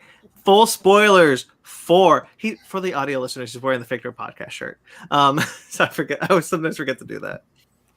Full spoilers for Top Gun Maverick, the sequel, the long-awaited sequel, the legacy sequel to Top Gun. Full spoilers. You have been warned. Dude, don't watch this. Turn it off. Run for the hills. So many spoilers. All right. What do we think about this? I had such a good time with this movie. Yeah. Oh, yeah, Never mind. Ben. Me too. I had an absolute blast with this film. You kidding me? This movie was great. Sparks. Yeah, I had a great time. Unlike the original, I think this one is able to repeat 80% of the exact same beats, but 100 times better. I think this movie rules. This movie rocks my socks. I have nothing bad to say. I'll just say that right now. I don't have. It's not bad, but it is my only one. Let's talk about it because I don't know how I feel. I think the romance subplot is fine. Yeah, interesting. I'd agree. I think it's fine. I think it doesn't take away from the movie because it's like it is intertwined. But every time we go back, I just think it's like nice romance. But like it feels like it's there to be there. It's not giving me a lot, but it's not bad. I will disagree with that. Yeah. Okay. I really like the romance subplot. I think it adds a lot to the movie. It adds a lot of drama to the movie, and it adds sexiness back to blockbusters. Hell yes! And it's the first time in like 20 years that I have bought a romance between Tom Cruise and a woman. I'll agree with that. Yeah, and that's true. it is very charming. It is very character building because Maverick is meant to be a more vulnerable character. That they don't really do a good job of showing that in the first film, but this one is very much what that was meant to be. So that like helps as he's finding the closure, the way out, essentially the way out that he's never had. He's finding that there is a life outside of the Navy, which he's just never explored because he's been a captain in the Navy for 30 years. I do like that it's Penny who is the throwaway girl from the first movie who's not in the movie. That's really cute that they like his on again, off again lady it's still 40 years later. They're still doing it. The congressman's daughter. Yeah. Admiral's daughter. The admiral's daughter, sorry.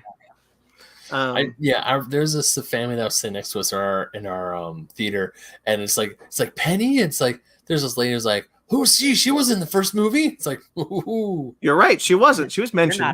You're not a true Top Gun aficionado if you don't recognize Penny. I watched the movie. I watched the movie in the same day. I watched both movies in the same day, and I still turned to Zara. I go, "Who's Penny?" Oh no, yeah, I thought it was cute. I'm very glad that it was not the main girl from the first one because I felt like that would have just been like, yeah. Okay. At first, I thought they just did a recast, and it was going to be her, but luckily he was like Penny, and I'm like, oh, word. They would have to. I don't know if you've seen what she looks like now. I haven't looked. I'm sorry, Kelly McGinnis. I haven't seen it. It's that's not even like just because of character reasons. I'm like, it doesn't make sense. It doesn't make sense based on who that either of them are in the first film that they would still be together. Other than for like, guys, remember the first one? And I'm like, come on, man. Yeah. I appreciate that. Like the point of it is that Tom Cruise's Maverick continues to suck at being able to hold down a relationship and not taking like his dynamics with women seriously, and Penny's the only one who he's like kind of even gotten close sometimes. The only part of like the plot that really bothers me about it is when he comes back from the mission and she's sailed away, and I'm like, oh, okay, sure, that I guess like we had to have that like for 30 seconds you're gonna think that maybe everything went south and she doesn't care about him, but don't worry, in 30 seconds we're gonna tell you that's not true. It is very and I'm quick. Like, why like just have her be there. It doesn't make sense why she'd leave before finding out if he got back okay. That is I do agree with that. I would have liked more time to sit with that because it is very, very, it's like Chewbacca dying and then like a minute later like he's not dead. I'm like, well, let me live with it for a little bit because there's something you mentioned that like this isn't something that like a lot of like this film avoids a lot of legacy sequel mistakes. I think, and I even think like Tron Legacy, which is the last legacy sequel this guy did, it's the same, is in a similar vein, but like this is way better. But he says like, first off, his life didn't go to shit afterwards. Right? Like after the first movie, it's not like his life went to crap after he busted out of Top Gun. It's like, no, he taught for like 2 months, that wasn't working, and then he had a great life as a test pilot and continued to be a captain in the Navy because that's what he wanted to continue being. I was like, oh yeah, because a lot of legacy sequels fall into a hurdle of like, in order to create the same kind of beats, we have to revert them back. Their lives couldn't have been good up until this point. But importantly, he never advanced. He stayed exactly where he was, and he never flew with anyone else behind him. Yeah. Which was one of my things about this movie that I really like, because his character doesn't process Goose's death properly in the first film. He's forced to go back out and fly because he's like, I feel like I need to maybe step away and take some time. And everyone else is like, but you're Maverick. You're the best of us. You have to go fly. And he's like, I guess so. And so he goes and flies. And so like that works out, but he never properly processes the grief, nor does he ever really engage with how to deal with it. It's such a notable difference that when you watch the original Top Gun, he's not allowed to openly weep or cry in the original, and here he's allowed to cry more than once. And like he is a man who is now having to fully reckon with the trauma of the loss of Goose and what that has done with the relationship with his son. That's what I was trying to get at when we were talking about Top Gun earlier in the show, or the original Top Gun, because Maverick doesn't process the grief. It's just like the scene between him and Viper after he's shaving and he goes, Goose is dead, just move on. It happens. And it's like, dude, really? Right. Your bedside manner kind of sucks. Importantly, that's a shitty thing about the script of Top Gun. But Top Gun Maverick is improving on that idea and being like, hey, maybe it's time for him to finally learn to let go and go forward and how to accept what's happened.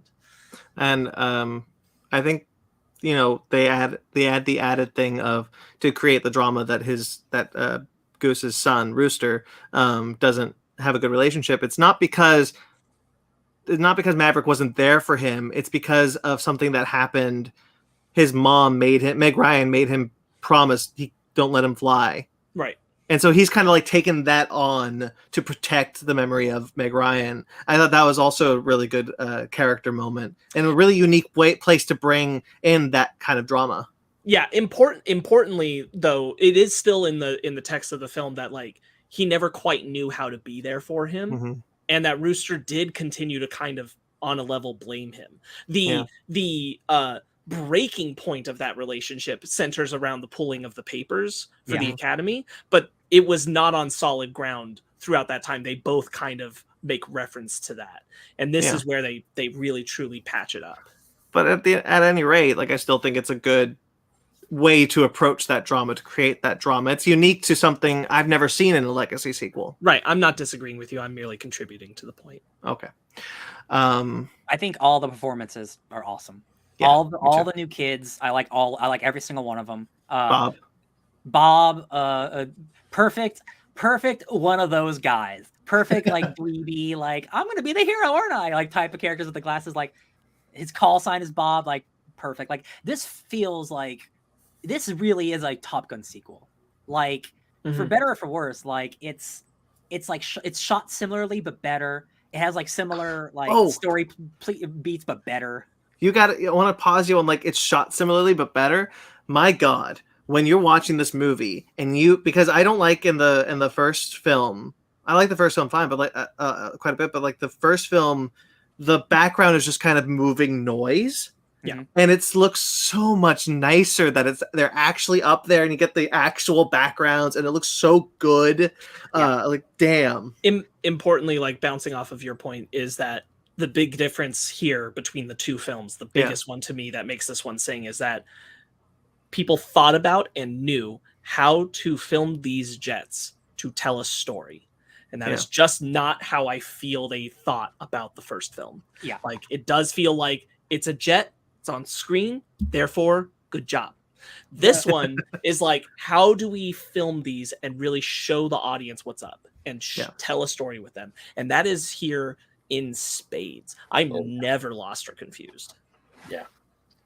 There are definitely times, especially in the first one, where the action's sometimes pretty decent, but there are times where it's just like a bunch of jets going left, right, and spinning, and you can't really tell what's going on. You just hear the chatter between Maverick, Iceman, Goose, Merlin, whomever.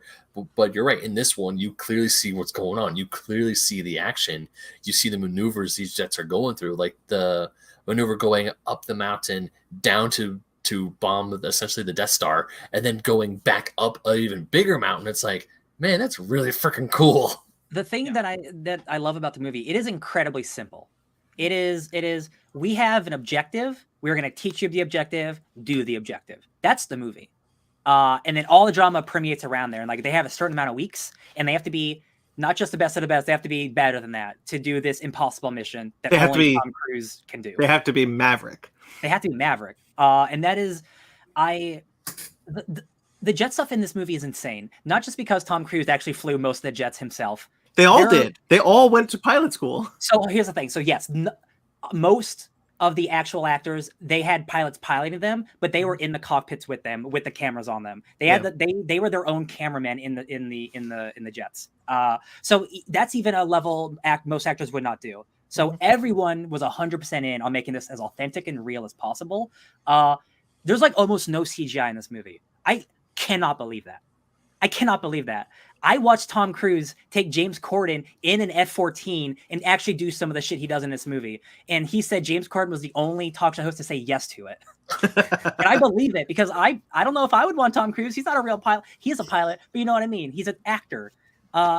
He's this had his movie- pilot's license for a long He got his time. pilot's license. He The has less plane- crashes than Harrison Ford, who is also a pilot.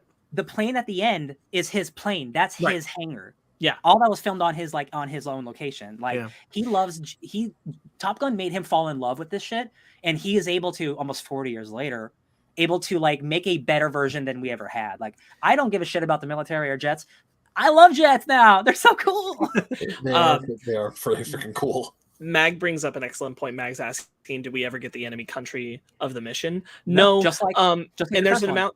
There's an amount of it is carrying on from the first one. There's an amount of like American patriotism attached to xenophobia about that.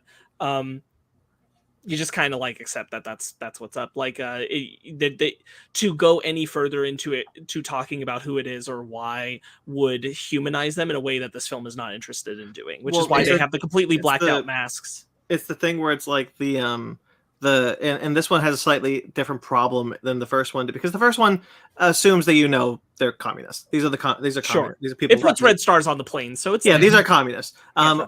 We do not have we do not have an enemy that is directly attacking us at this point in our time. So we cannot name a country without insulting said country that we want this movie to be in. So they just bring back the planes with the red stars and they just call it a day.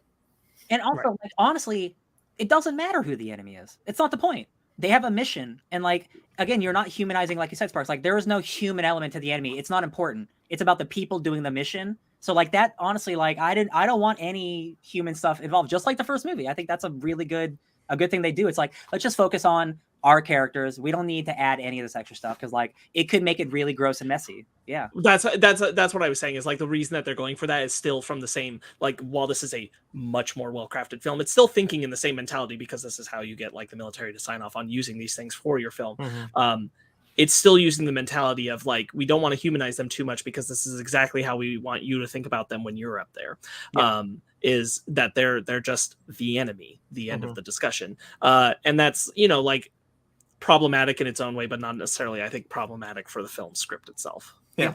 I really like the beginning that it just is Top Gun. It's just like it opens with the same font. It kind of looks a little bit more grainy, and then it opens with the same opening text about Top Gun, and then it does all the pilot stuff. But the pilot stuff is like all the plane stuff is new, but it's shot in the same way with the same color palette. Danger Zone. Yeah, good stuff. Honestly, I mean, I can see some people's like, oh, this is just like, they're just rehashing. It's like, no, this is Top Gun. You cannot start a Top Gun movie without Danger Zone. But it's not rehashing except for that scene. It's not. I'm glad they recreated it, because that was the cool little nod. I would describe this as the American Hideki Anno, because when you have people going, gotta do this thing, do that thing, we gotta that way, and then you have a bunch of dudes doing like finger signs and some of this and a lot of this, and they're all doing stuff, and it's like Danger Zone, and guys are like, yeah, the jet went off, and I'm like, I'm an American right now. I feel like I'm American right now. Like, notably, this was something that Michael and I were talking about, is the Top Gun opening, the way that the credits are coming over. Some of the shots, not all of the shots that are that part where you're seeing like them getting the jets ready and everything, not well framed, not really showing you what's happening in the best way. All of the shots here are. Which is why I just really admire that, like, they really thought about, like, it's not just putting, I'm not trying to shit on Top Gun too much, but like it felt sometimes like they just put the camera somewhere and we're like, we caught something, great, put it in. And this feels like we're really showing you something. Like I can track the action of what's happening. Fun fact, because again, I love to watch interviews with actors. There's a shot in the first Top Gun where Tom Cruise throws I think it's the what's it called, dog tags off the dog tags with like the sun in front of him and stuff. Tony Scott paid the Admiral like $50,000 to go off of his routine that he's supposed to do to go turn around and get that shot that he needed to get his own money, because it was against the rules of what they were allowed to do. So he gave him a check for $50,000 to get that shot, and it's an okay shot. Yeah. That's a Top Gun has a commitment that I'm glad. This is one thing aesthetically I'm really glad they abandoned in Maverick. Top Gun goes out of its way to make almost every sequence in the film take place during sunset, or as close to as possible. And I'm glad that aesthetically we moved away from that in this one. It's gorgeous as is. The making of this movie is going to be very fascinating to watch, and I cannot wait. For sure. Oh Yeah. yeah. There's going to be such a good documentary about how this movie was made that I'm going to eat up, because I think this movie is gorgeous from top to bottom. It's I one do- of the, it's truly like one of like the most well shot movies. I don't think the movie's better than like, it's not like a 10, but like this is one of the most well shot movies I've ever seen in terms of like trying to capture like jets and like water and like people looking hot on a beach. Like this is a good looking movie. Joseph Kosinski, who's directed Oblivion and Tron Legacy, he's visual style. He's got a good look for movies. That guy's got a great eye. And the thing is, when you get Tom Cruise, there's a level that Tom Cruise has reached where he only really brings out a good performance for people that he likes, for people that he's got a good creative relationship with, like Christopher McQuarrie for the Mission Impossible films, and I would imagine at this point like Tony Scott, because he did Oblivion with Tony Scott, and he's good in that movie, honestly. You mean Joseph Kosinski? Yeah, Joseph Kosinski. You're thinking of Tony Scott because of the original. The original, yes, thank you. And he, Joseph Kosinski, but like he has two collaborators that he really likes in this movie, and he's delivering one of the best performances of his career. And Notably, him finally taking the step across the threshold to say, "I will play a character reconciling with the fact that he is old." Yeah, and short. Yeah, And for the short. first. I was gonna Oh my say gosh! that. And letting him be short, that these guys finally can tower over him is so nice. Miles Teller is so much taller than him. I love seeing him look up at him. It's so good. And you know what? And that doesn't take away anything. No, It doesn't take away any character. not at all. I think. Sorry. Go ahead. Well, I have to say, I love how this movie makes homages to the original Top Gun outside of the opening sequence, but also like when they're at the bar. Bum, bum, bum. Like when you hear, I love what Tom Cruise is doing with the character of Maverick. Like when he's seeing Rooster play Great Balls of Fire and the bar is going off, and he's just like getting that flashbacks of Goose, that he's still not completely over the death of Goose. And then you get like they throw him out of the bar. It's like, thanks for the beers, old man. And then he's walking up. It's like, call sign Maverick, and everyone's just like, ah, shit. This is the big thing, is that in the original, Maverick is an idea. In this one, he's a character. He's a real character with things going on, and I really appreciate that about him.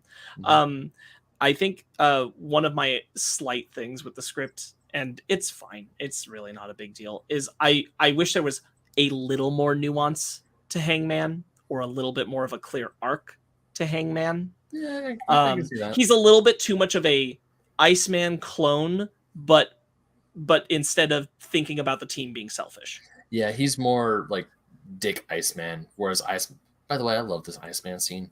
Hurt my heart. Oh yeah. They did a great job bringing Val Kilmer in under the circumstances.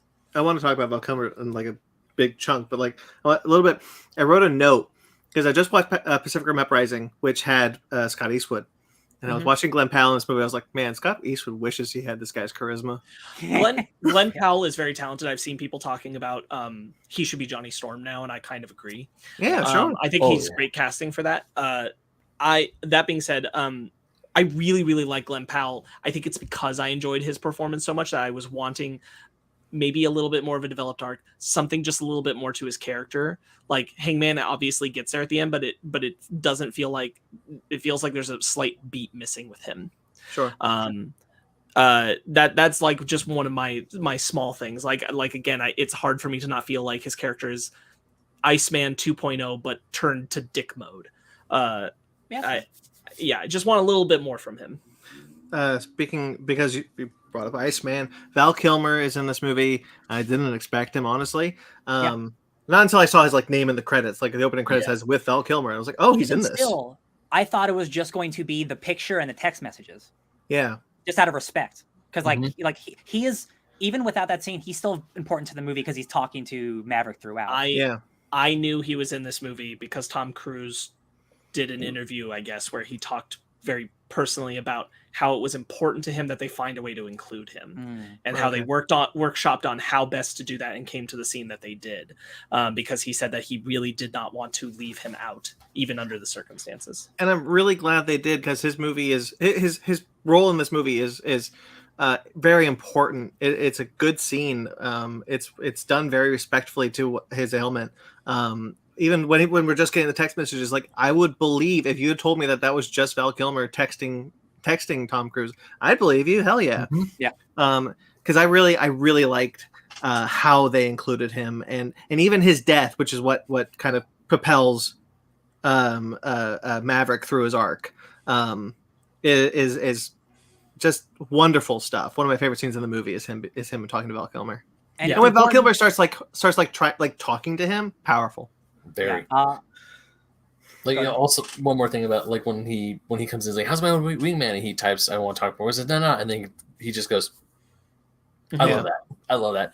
But yeah, even the funeral scene where he bashes the wings into the coffin, like we saw that in the trailer. And honestly, I was scared that it was going to be one of his crewmen, because we get 2 goose moments in the movie when Coyote blacks out from the G's, Mhm. and you see the plane come back up.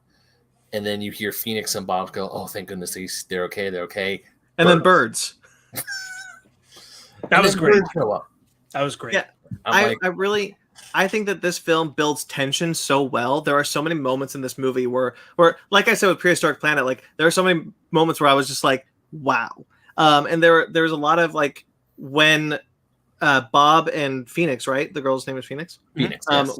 When she gets birded, and she goes down, and then I was holding on to Zara's hand, like clutching it, like, oh my god, did they just die?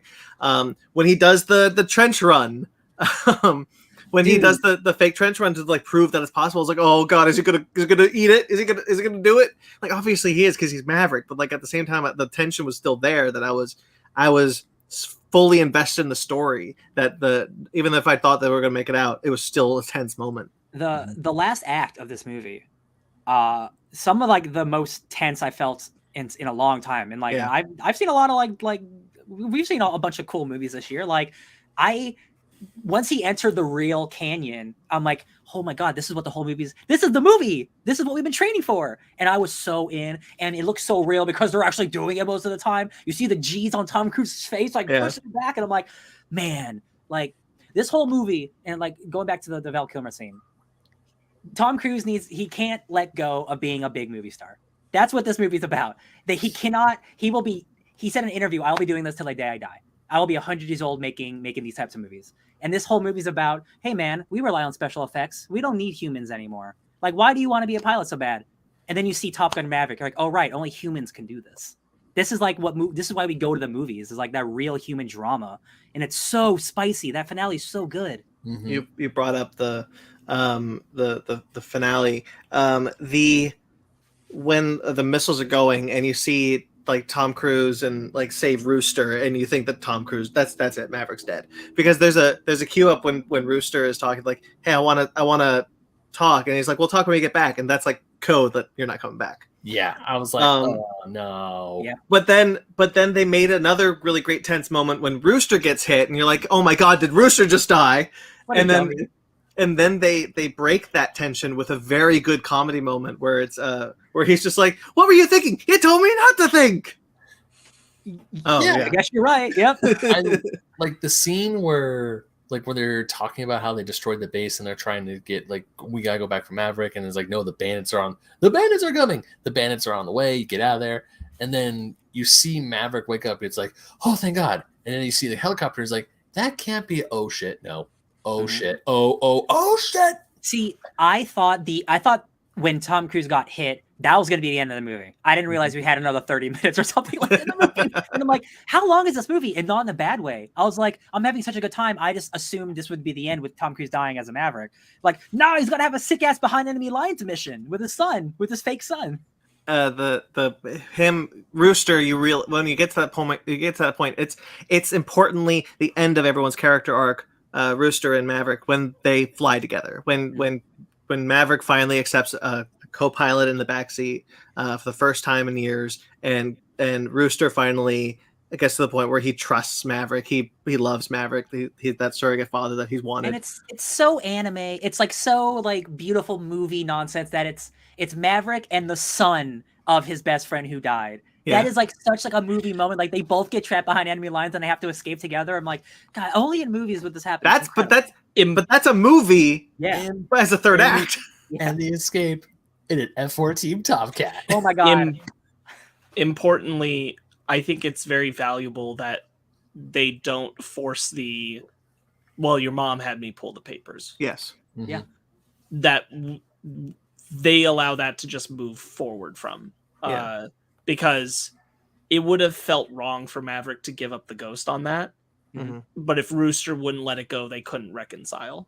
Yeah. So it's good that they just found a way to move on from it without having to do that. Yeah. Yeah. Just to live with the guilt that he did it. Yeah. Yeah, but like it doesn't matter anymore because they moved past it, and they Right. can- yeah, A I agree. different script would have forced the resolution of saying, well, your mom. Oh, okay. Yeah, And I'm glad that we didn't have to go there. Yeah. yeah, I Um, agree. I think that the film does a very good job of making it so that you don't have to watch Top Gun at all. Yeah. Mhm. Which is true. You just don't. Like, there's all of the pieces you need are here. You can just watch this one. and I Not think not that's- just I think that's context good. clues, as many legacy sequels do. They just show you the footage. Yeah. Sometimes Yeah. multiple times. We saw Goose Everything die. important. Everything important you need to know. You know. Yeah, we saw clips from that original movie, the goose dying, when after the mission between Great Balls of Fire. Great Balls of Fire. Ben, yeah. I'm sorry I'm interrupting you because I have an important question for you, sir. As the biggest fan of Top Gun that's ever Top Gunned, what did you think of the moment when Miles Teller said, "Talk to me, Dad"? Oh God, broke my heart. You kidding I me? loved it. I was I so absolutely- into that movie by this point. I was like, "Yeah, talk to him, Dad." I was so happy that. So the very opening scene, which I was actually really glad that the opening scene was what it was a test pilot. It was a test flight because I thought, he's Maverick's going to his space. That's the last mission or something. I don't know. Mach 10. He was trying to get to Mach 10. Yeah, they're going to Mach 10, and as he's flying, he says, "Talk to me, Goose." I'm like, And then because he always has to, he pushes it too far. Oh, it's so good. It's so good. It's filmed so well because he goes to 10 and everyone's like, oh, nice. And then he's like, well, what if? And then everyone's like, Maverick. And then everyone's Maverick? like, oh. But what if though? Like, don't damn it, do it. Maverick. Don't do it. Don't So put. good. And he's like, I'm just gonna push all those. Like even before, he's like, it's Mach 10, not 0.1, not 0.2, 10. You hit 10, we're done. It's such Go ahead, Sparks. I was gonna say that's a great character to have with him, the buddy that comes in Hondo. and moves with him to the program. Yeah, I actually I love Hondo a lot in this movie. He's pretty cool. I think there's a lot of great. There's going back to like the tension. There's some good tension there when we're like, okay, let's push to Mach. Let's get to Mach 10, and then you get there, and that's the release of the tension, and then tension because we're still going. Why? So you reach Mach 10, you can slow down now. Yeah. Again, like everything that Top Gun did, this movie does better. Every single thing. And I like Top Gun, but like the training montage of him and what I love about this is like I don't know anything about the military. I don't know anything about jets. They give you so much information and they make it so easy to understand of like how you lock on with missiles and guns and how all this stuff works. Like it's super simple to follow and it's like really fun. Like watching those dogfights is fun in this movie. It is. Mm-hmm. I want to bring up Mag's comment really quick, Sparks, if I may. He's like, "How do you feel about the movie on catchphrases?" Like, not enough. I needed more. Well, Brandon and I were just talking about the "Talk to Me, Goose" and the "Talk to Me, Dad" moment. And well, if you mean there's no new catchphrases, yeah, I would agree with that. But I do think they reuse some of the ones that they need to, like "Talk to Me, Goose." Yeah. Oh yeah, maybe not new ones. Yeah. I think the movie. Go ahead, Ben. Sparks. Oh. I was going to say the way that they use what? I was laughing at Ryan. At Ryan. I'm sorry. Right. The way because I thought Brandon was going to say something. Anyways, the way that they use the catchphrases from the old movie and the new movie is done very well, very tastefully, and also it brings out the moment even more. Especially the "Talk to Me, Goose," "Talk to Me, Dad" moments. You feel that in your soul. You know that this is an important moment. It's like, I need guidance. I need some help. Talk to me, Goose. And I feel like it's done very well because there are times where films are done. I can't think of any on top of my head. I know there are out there where they say the line just because they have to say the line because that's what they said in the last movie or in the other thing. Whereas this one, it was done very well. And I have to say it helped. It elevated the movie for me. They didn't say I feel the need for speed in this movie. I'm so glad they didn't feel the need to create new catchphrases or homage too many of the old ones, because I think those are the shittier parts of the script from Top Gun. So I'm glad that they didn't feel the need to do it. because I think that this film's more sincere in a character way. Oh yeah, for sure. We talked about it already, but like let's talk about Miles Teller. Miles Teller, who is in Hollywood famously an asshole, but he's gotten better over the years. So it's hard for me. I want to like him a lot because I really like him in this movie. I think he's a great Goose Jr. I feel it. I see the spirit of Goose in there. I see it. He looks like him. Yeah, he does. I forget what scene it is specifically. Oh, I think it's the beach scene where he's like doing like a little dance, and I'm like, is that Goose right there? What's going on here? I like Miles Teller so much in this movie, and like it makes me want to like him more, but I just know he's got a reputation. Yeah, same. I'm in the same boat as you. Mm-hmm. I think all the acting is. Oh, John Hamm is being Mr. Stern, Cyclone Man. He's fun. John Hamm has a fun bit where after Maverick proves that it can be done, he goes like, you left me in a tough position, Maverick. Do I court-martial you and make you blah, blah, blah? Or do I risk my career but make you the team leader? And Maverick just goes, well, sir, Maverick, that was rhetorical. Don't answer it, Maverick. Yeah. Don't answer it, Maverick. I really enjoy it. I actually like Cyclone and Warlock. That's the other gentleman, the other officer. That's his call sign. I can't remember the actor's name, but I actually really enjoy him. Even the times where, because obviously John Hamm, he's a 3-star admiral. He's very by the book.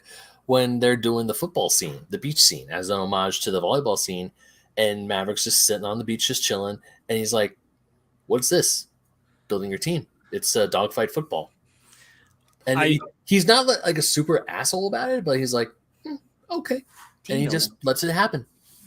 I just think it's very funny how many like beat for beat moments you can kind of repeat out of the first one, but they're just significantly better here. Yeah. You get the same admiral coming in at the beginning and being like, "God damn it, Maverick," and then just go do the thing.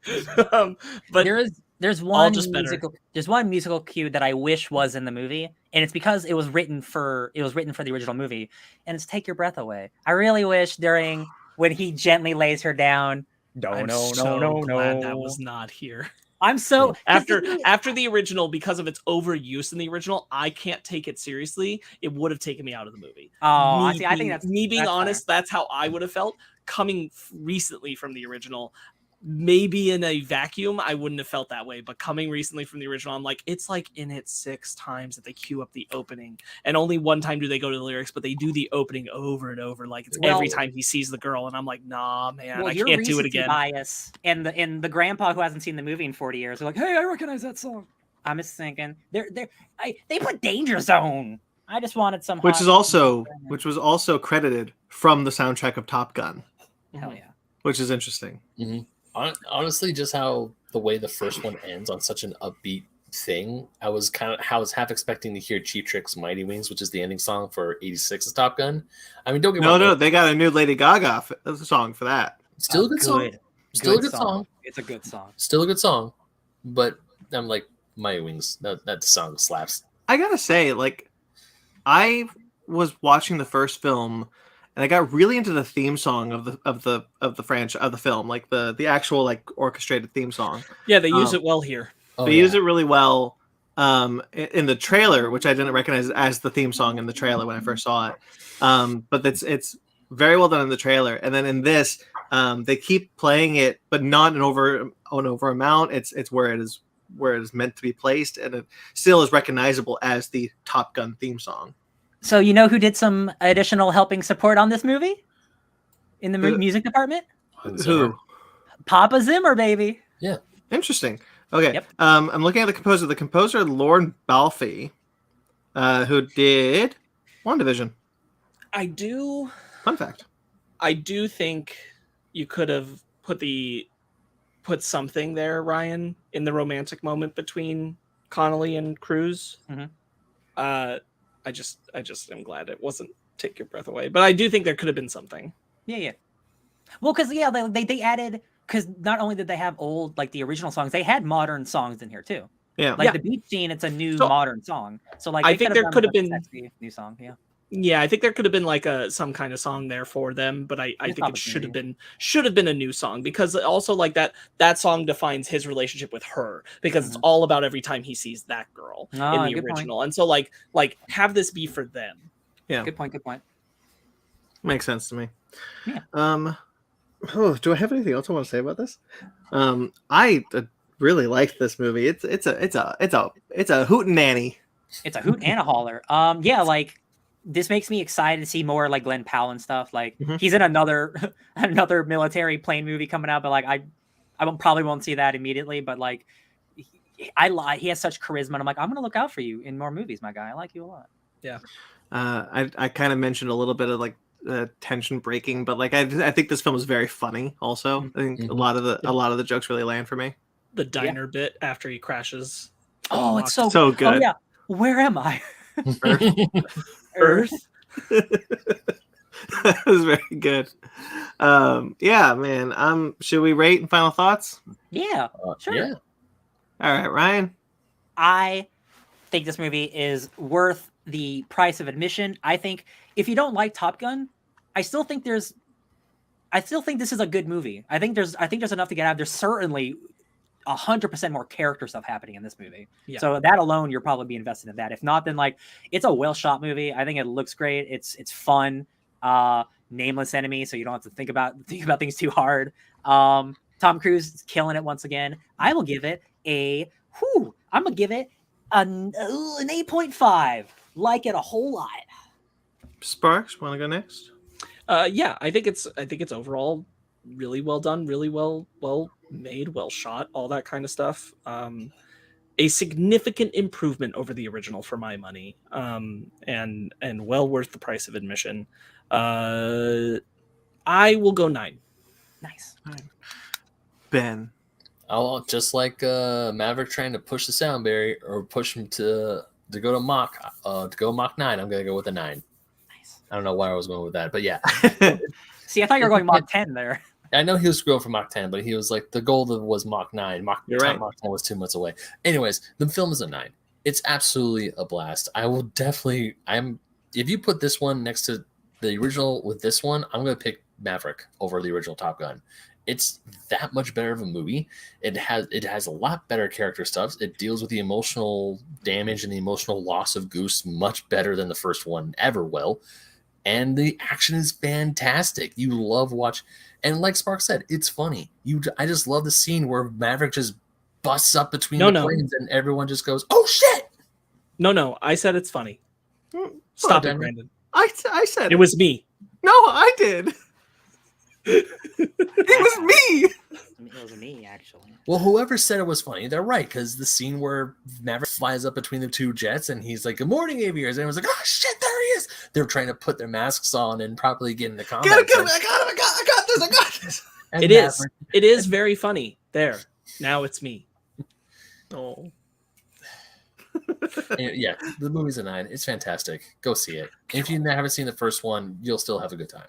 Yeah, Ben, that's a good point. Like, honestly, this is one of the few times where I'm like, you watch Top Gun because it's one of the only jet movies that's around that's really like that does it good enough, right? You don't need to watch Top Gun ever again. Nope. This movie it's got everything you'd want from Top Gun, including Tom Cruise and Val Kilmer, but infinitely better. So I'm like, man, sorry, Top Gun. Movie's a whole 4 points higher for my money. Doesn't have any awkward, cringy, you lost that love and feeling moments. I'm not going to say anything about that. I have a history with that song, a good history with that song, so that's not a cringy moment for me. Okay, that's good. That's good. I sang it on stage with the original guy. Just saying. That is true. Really? Yeah, my family knew the Righteous Brothers who wrote that song. Oh, nice. Yeah. So someone mentioned on Twitter that I cannot get out of my head, so I'm going to repeat it here. The difference between Top Gun and Top Gun Maverick isn't Paddington 1 to Paddington 2. It's Morbius to Paddington 2. Oh, wait, I forgot to tell you that I did something this week. I watched Morbius. You did? You did? Yeah, I watched it on Twitch with 3,000 people. Good. Listen, no, it's not. I'm not gonna say it's a good movie, but like, it's not. It's people need to watch more movies if that's the worst thing you've ever seen. That's all I'm saying. It's totally. Oh, no. It's like Venom. It's adequately serviceable at best. It's not the worst thing I've ever seen. I actually enjoyed parts of it. I think the special effects are pretty sweet, actually. Well, I can't say it's the worst thing I've ever seen. I've never seen it. There you go. But I thought that was a funny thing. is, you know, It is. whatever. It is a significant, even though I like Top Gun, I think it is a significant jump in quality. Like one of the biggest in terms of like legacy sequels. While they are playing in the same field of like what the movie is about and what its resources are utilizing, they are not in the same caliber. Yeah. Anyway, all that to get to my score, which is a 10 out of 10. Nice. I think this movie rules. This is one of my favorite movies of the year. I don't know if it is number one. It probably isn't, but it is definitely in my top 10. Jesus, this movie rocked my socks. If the rest of the year isn't very good, it might be in my top 10. Sure. I'm pretty sure this movie is going to definitely be in my top 10. You have to knock out some huge hitters to take Maverick out. But man, I had a blast with this movie. I suspect Maverick will not make my top 10, but you can find out in our anniversary special coming out soon. Friends, send us questions. Send us questions, please. I said it at the beginning, but those of you who are watching us live did not see that part. Send us questions. BigNerdGuys@gmail.com. I think Mag is still here. He just put in his score for the movie for a 9.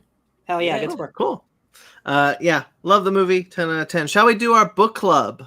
It's time. Book 'em, A Dano. club of books? Sure.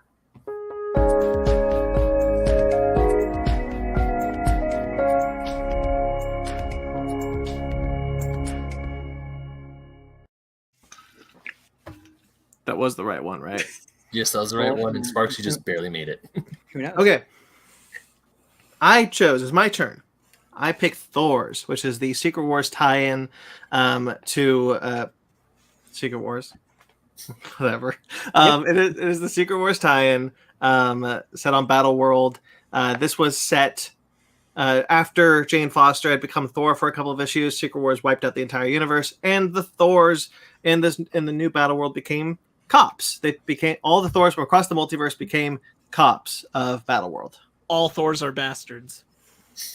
All Thors are bastards. ATAB. I really like this one. What did you guys think? Oh, I had a blast with this one. I also had a really good time with reading this. Yeah? Oh, yeah. Brian? I liked it. I certainly liked it more 7 years ago. It's been a while. Since when it came out. I've just changed as a person, and the way I feel about cops, I think, kind of impacted my view of this book, especially with the way. If this book came out now, it would be handled in a much more depth way. But the way it handles it being like a police procedural, and not doing enough fun with that, and kind of just doing that, I liked it. But it felt too just kind of like an episode of Cops in a way that that rubbed me the wrong way in certain spots, I think. But I liked it. Sure. Sparks? Yeah, yeah, I'm not completely anti-cop or anything, but obviously I can't be. It's impossible. So, but the thing about it is that the way it plays with the material of talking about the casual mistreatment of people that they'll keep in an interrogation room and that kind of thing feels very brutality.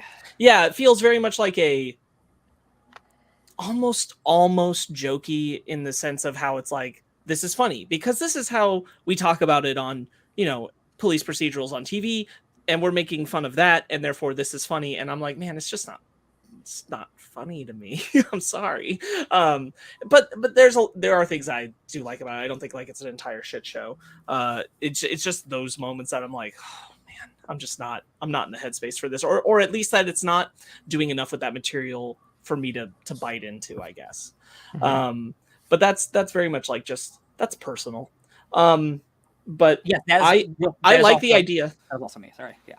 I like the idea of Doom rewriting them into this police force for himself, and there are things about the way that they do it where it's like, yeah, I busted a bunch of Hulks, I rounded up 5 of them. I do think that kind of language, that's very funny. That's the very Ghost entertaining Riders stuff. The Ghost Riders, yeah, that's a great page. I had that sectioned out too. There's a part where it's this rides that line for me, this page, which is the one where he says once they went out for revenge for one of them being taken out, which was Beta Ray, and they're saying we go after all the obvious ones first, the Hulks, the Sinisters, the Ultrons, the Prowlers and Predators, the mutants and monsters, and the way you go about that, I'm like, that's a funny, entertaining twist for Marvel to be doing, but it is also a little hard for me to not see, the blacks, the Mexican, like The that racial kind of profiling of it. the racial part of what that undertone that it's twisting on is. I just kind of wish there was just slightly more to it than Feels that. like Bright.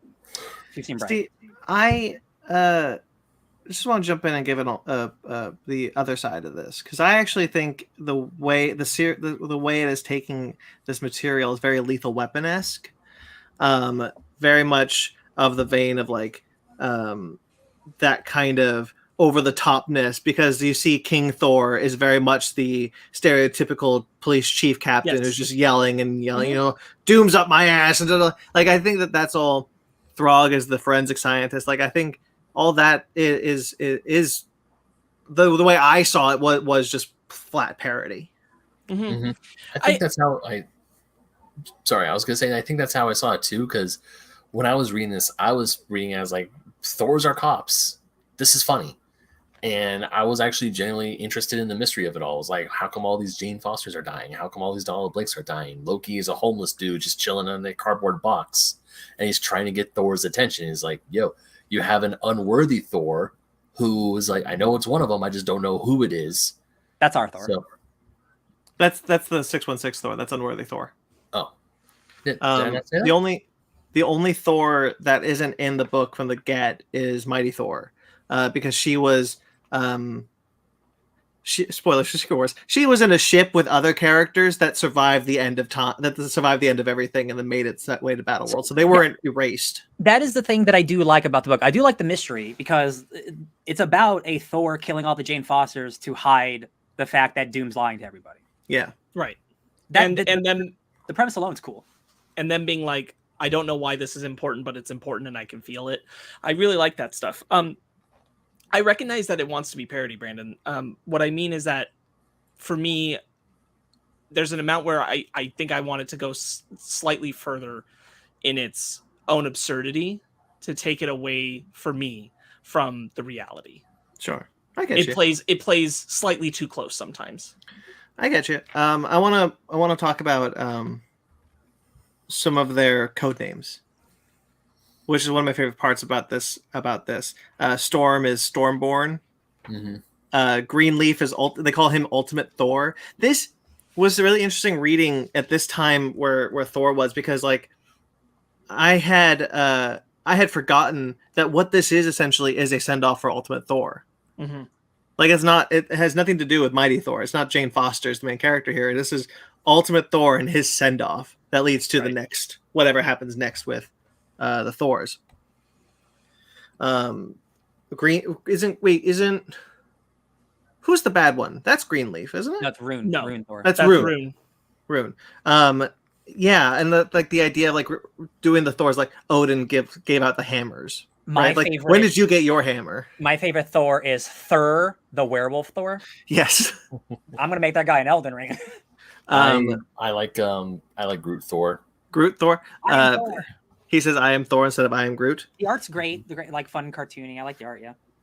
Yeah, I like the art a lot. I really like this idea of teaming up Beta Ray Bill and Ultimate Thor, and Beta being like the seasoned one.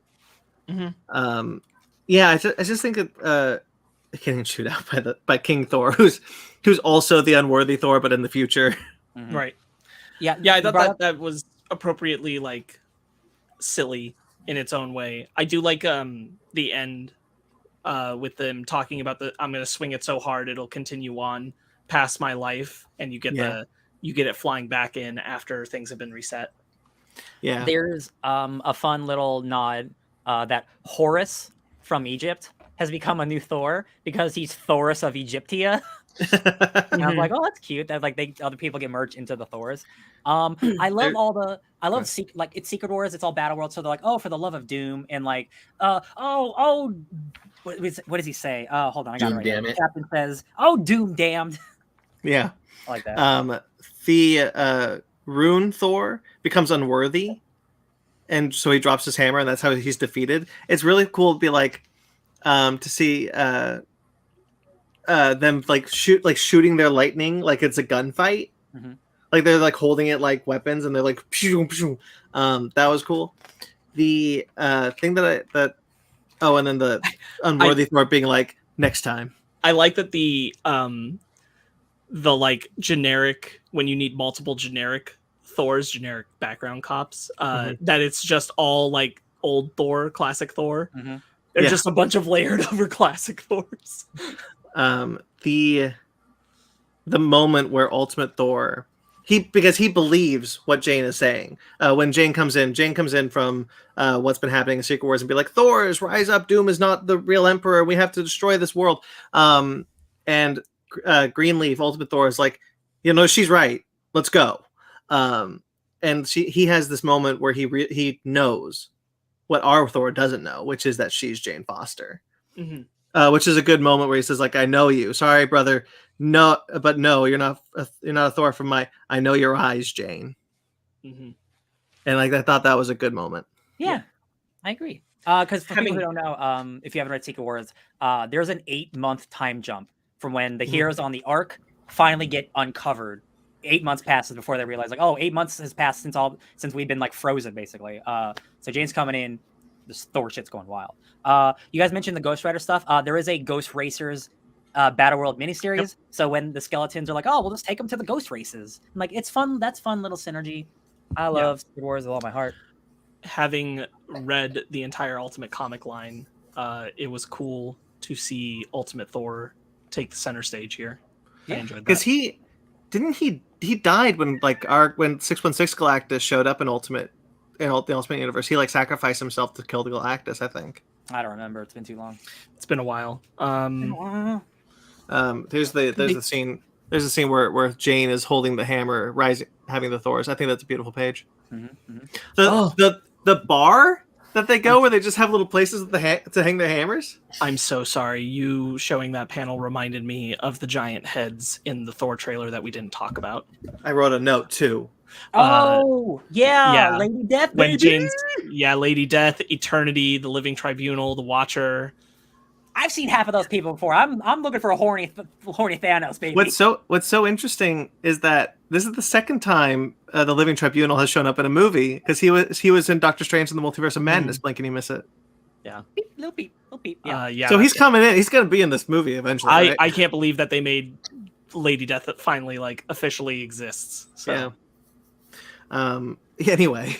Sorry, I thought of it while we were talking about it, and then someone said something I forgot. And it's really seeing Doom's face really big behind Jane. I was like, oh shit, that's right. It is really cool that we saw a movie trailer this week for the character that we just read in this comic that came out 7 years ago. Yeah. Like further and further, like the newer characters are showing up sooner and sooner. We got Kamala coming. She's relatively new too. Like it's Riri. Cool. Riri, yeah, she's super new. Yeah.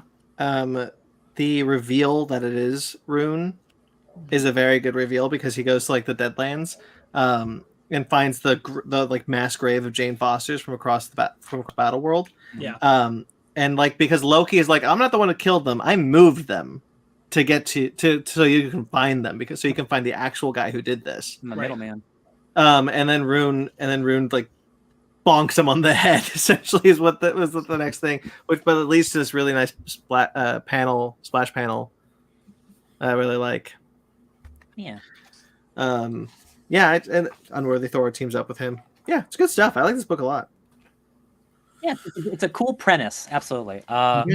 Most of, not all of the Secret Wars tie-ins are worth picking up for some reason or another. I read most of them, I think. I was really into that event. Yeah. I got an entire long box that's all like Secret Wars, which is a mistake. It was really cool to revisit this, especially reading the event leading up, the events that lead up to this. Not necessarily because Secret Wars was a pretty much a reset for a while. Mm-hmm. But yeah, it was cool to get there. I mean, come on, this is a cool splash page too. Look at this. Look at the art. Yeah, that's pretty cool. A lot of words on that page. Yeah, that's true. The Destroyer Thor, that's good. I mentioned that Throg was the forensic scientist. I love Throg. I love Throg. I think he's cool. Say cool a lot. All right. Anything else you want to add? Thors, check it out. I own this in the complete collection for Jason Aaron's Thor Run Volume 2, which I believe is actually the only place you can find it right now because it's out of print. Ooh. Or Marvel least- Unlimited. Or on Marvel Unlimited, yeah. It's really cool to read it in the in with all the Thors. So if you want to check it out, I recommend reading the stuff before it. It's good stuff too. Hell yeah. Okay, that's it. Who's next? Sparks. Real Yeah. quickly, I'm so sorry, Sparks. Let's pull up Grayson's comment, Ben. Yep. Grayson says Riri was one I've been wanting to see. I really want to see how she enters the fold. Well, Wait for Grayson, Black Panther. you just I gotta wait had till November. I had a theory a few years ago. You guys enjoyed that theory, but that's probably not the way that's going to go. No, we know how she's in Black Panther. Yeah. I don't remember this theory. Sparks, it's your book club. Yeah. Somebody has returned to our television screens, friends. It's Darth Vader. Oh, We're Please going tell to me you're doing read The next Darth one. Vader Dark Visions. Okay, cool. that's the Dark Horse. Is it? I'm not Dark sure. Visions? Yeah. Oh, Darth Vader Dark Visions is third person perspectives on Vader. It's a collection of issues that are about people encountering Vader before A New Hope and just having their passing encounters with him. Yes, this is the one where he's on the skeleton horse with the sword. Yep. Yes. Yep. I think we'll have a good time with it. I wanted to give a glimpse of because Hayden Christensen's out there saying like he wants to do more Darth Vader stuff. I wanted to give a glimpse of like maybe what a Darth Vader thing could be. That's an actual Marvel book. oh, it's a Marvel book. Cool. Yeah, I just looked up on Google just to double check. Yeah, Cool. Now that I saw the cover, we talked about it when it was coming out originally. Did we? Okay. That's that, everyone. So, check out that book. Cool. All right. Guys, real quickly before we get out of here, remember our 6th anniversary is coming up. So if you have any questions you want to ask us, please email them. Find us on social media, Fake Nerd Podcast, on everywhere, fakenerdguys@gmail.com. You have until Friday. Have until Friday. Friday. So that'll do it, guys. Thank you. Whatnot. Oh, I do this with a thing in front of me. That's what I'm missing. you. Jesus. Oh my God. Next week we are not going to be talking about a movie. We're going to be talking about a lot of movies. Oh. Pixar. Which Pixar? All Pixar. Yes, before Lightyear comes out, we are celebrating Pixar's 25 film history leading up to Lightyear. Wow. Oh, they should have stopped. So we have a nice round 25. Good year. Cancel Lightyear. You don't want that. I don't want that at all. Okay, so stay tuned for that, and then the week after that will be Lightyear. So, Wow. No, incorrect. The week after that will be Jurassic World Dominion. The week after that will be Lightyear. oh, Can we skip to Lightyear? sure. Yeah, we don't have to do Jurassic World. I'm kidding. Grayson Live says, "Give me the Woody movie." No, that's to be the show, Woody's Roundup. It came from a show. Remember that. There's a snake in his boot. Okay. You can find our other things. If you like this video and you subscribe to this channel, we've got a ton of other shows on this channel.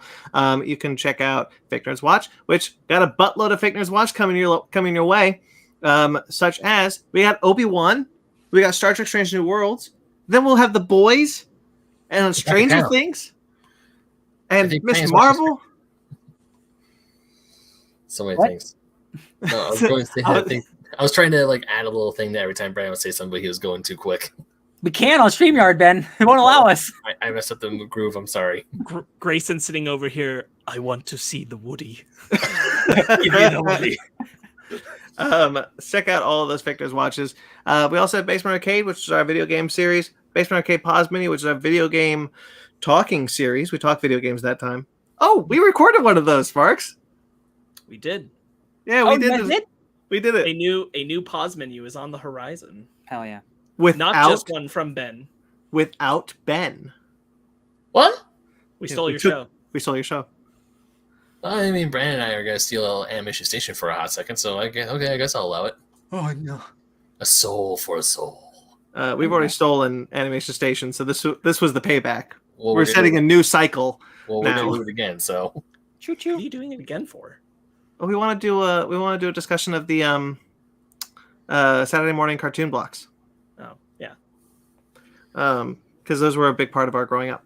Yeah. Do you want to pull up Grayson's before I continue? he says, "I'm effing dead." At LOL. Thank you, Sparks. No. Okay. Fake Nerd Book Club as well as Animation Station, which we've talked about. Man, we got so close to recording a new episode of Fake Nerd Book Club before all this shit came up for Victor's Watch. It's so We got close. so close. So close, but so far Damn away. it, June. We have a Patreon. We have a TeePublic. You can support us there financially if you'd like. All those links are below, and you can find them on our website at fakenerdpodcast.com. So all the links are there and below. Check it out. Thank you to everyone who listens. We greatly appreciate it. Thank you to everyone who watched the live show. Thank you to everyone who watched the rewind afterwards. We appreciate all your support. Thank you to Jeremy Vellucci. Hey, Jeremy! He's not here. No, Jesus. darn. He's where? I don't know where he is, but he's not here. No, I thought, did you say Spain, Sparks? No, I said Jesus because I was loud. Oh, I'm so sorry. I'll turn it down in the edit. You can find his Instagram at Jeremy Vellucci Keyboards. He did all the music that you've heard tonight and all the music you hear for every single one of our shows. You can find him. I got his dog. You got his dog. His dog's asleep right there. You can find his podcast, Suburban Proctologist, on iTunes or Instagram at Subproc Podcast or Facebook at Suburban Proctologist Official. Thank you to Mike Matola. Mike Matola is a great man who's collaborated with us quite a bit. Man, I really want to get him back on. But you can find him at Mike Matola on Instagram and TikTok. You can find us on Twitter, Instagram, and Facebook, all at Fake Nerd Podcast, fakenerdguys@gmail.com. Get in touch with us personally, perhaps with a question for our 6th anniversary. Just throwing it out there. Do it. Mm-hmm. You can find me at BT McClure on Instagram and Twitter. I also write for Screen Rant, where I do a bunch of lists. I write for Atomic Geekdom, where I post a bunch of other things. And a series called Revisiting the Infinity Saga, where I go through 50 of what I feel are the most defining moments of the MCU. And I edit for KaijuRamenMedia.com. You can also see on that very website the episode I did for Pacific Rim Uprising. So, Get it on until I die. Ben? You can find me going into the danger zone that is the forbidden lands of Elden Ring at BenMaggot27 on Instagram and Twitter and TikTok. You can also find me writing for Old School Gamer Magazine, Fusion Gaming Magazine, and GoNintendo.com. And also, maybe sometimes, depending on my sleep schedule, streaming on Twitch at twitch.tv/BenMaggot27. Where I'm still playing Elden Ring. It's not over yet. I might switch to Fortnite, though, when the Pac-Man skin drops, though. Just saying. Switch up a little bit. Ryan? You could find me at DJ Tony Snark 616. I've changed my name everywhere on all the internets because I hate having to switch between this one or this one. So it's just DJ Tony Snark 616 everywhere, baby. Check out my Batman videos. Thank you, Grayson. Thanks for watching that first episode. Maybe more. So much fun. Twitch and YouTube. DJ Tony Snark 616. Sparks? You can find me entering the Upside Down at Sparks Witty on Instagram and Twitter, SPARKZ Witty. Oh, also, I forgot to say, I also watched the first episode of Stranger Things. I should really write this shit down. I mean, I'm pretty sure Fanny's watching Stranger Things right now. I can hear some stuff going on downstairs, and it does not sound pretty. Gross. Subscribe to us on iTunes, Stitcher, Google Play, TuneIn, Spotify, iHeartRadio, Amazon Music and Podcasts, and Pandora. Rate and review wherever you get us. We greatly appreciate it. Like this video. Subscribe to our channel. Until next time you see us, guys, stay fake nerds. Talk to me, Goose.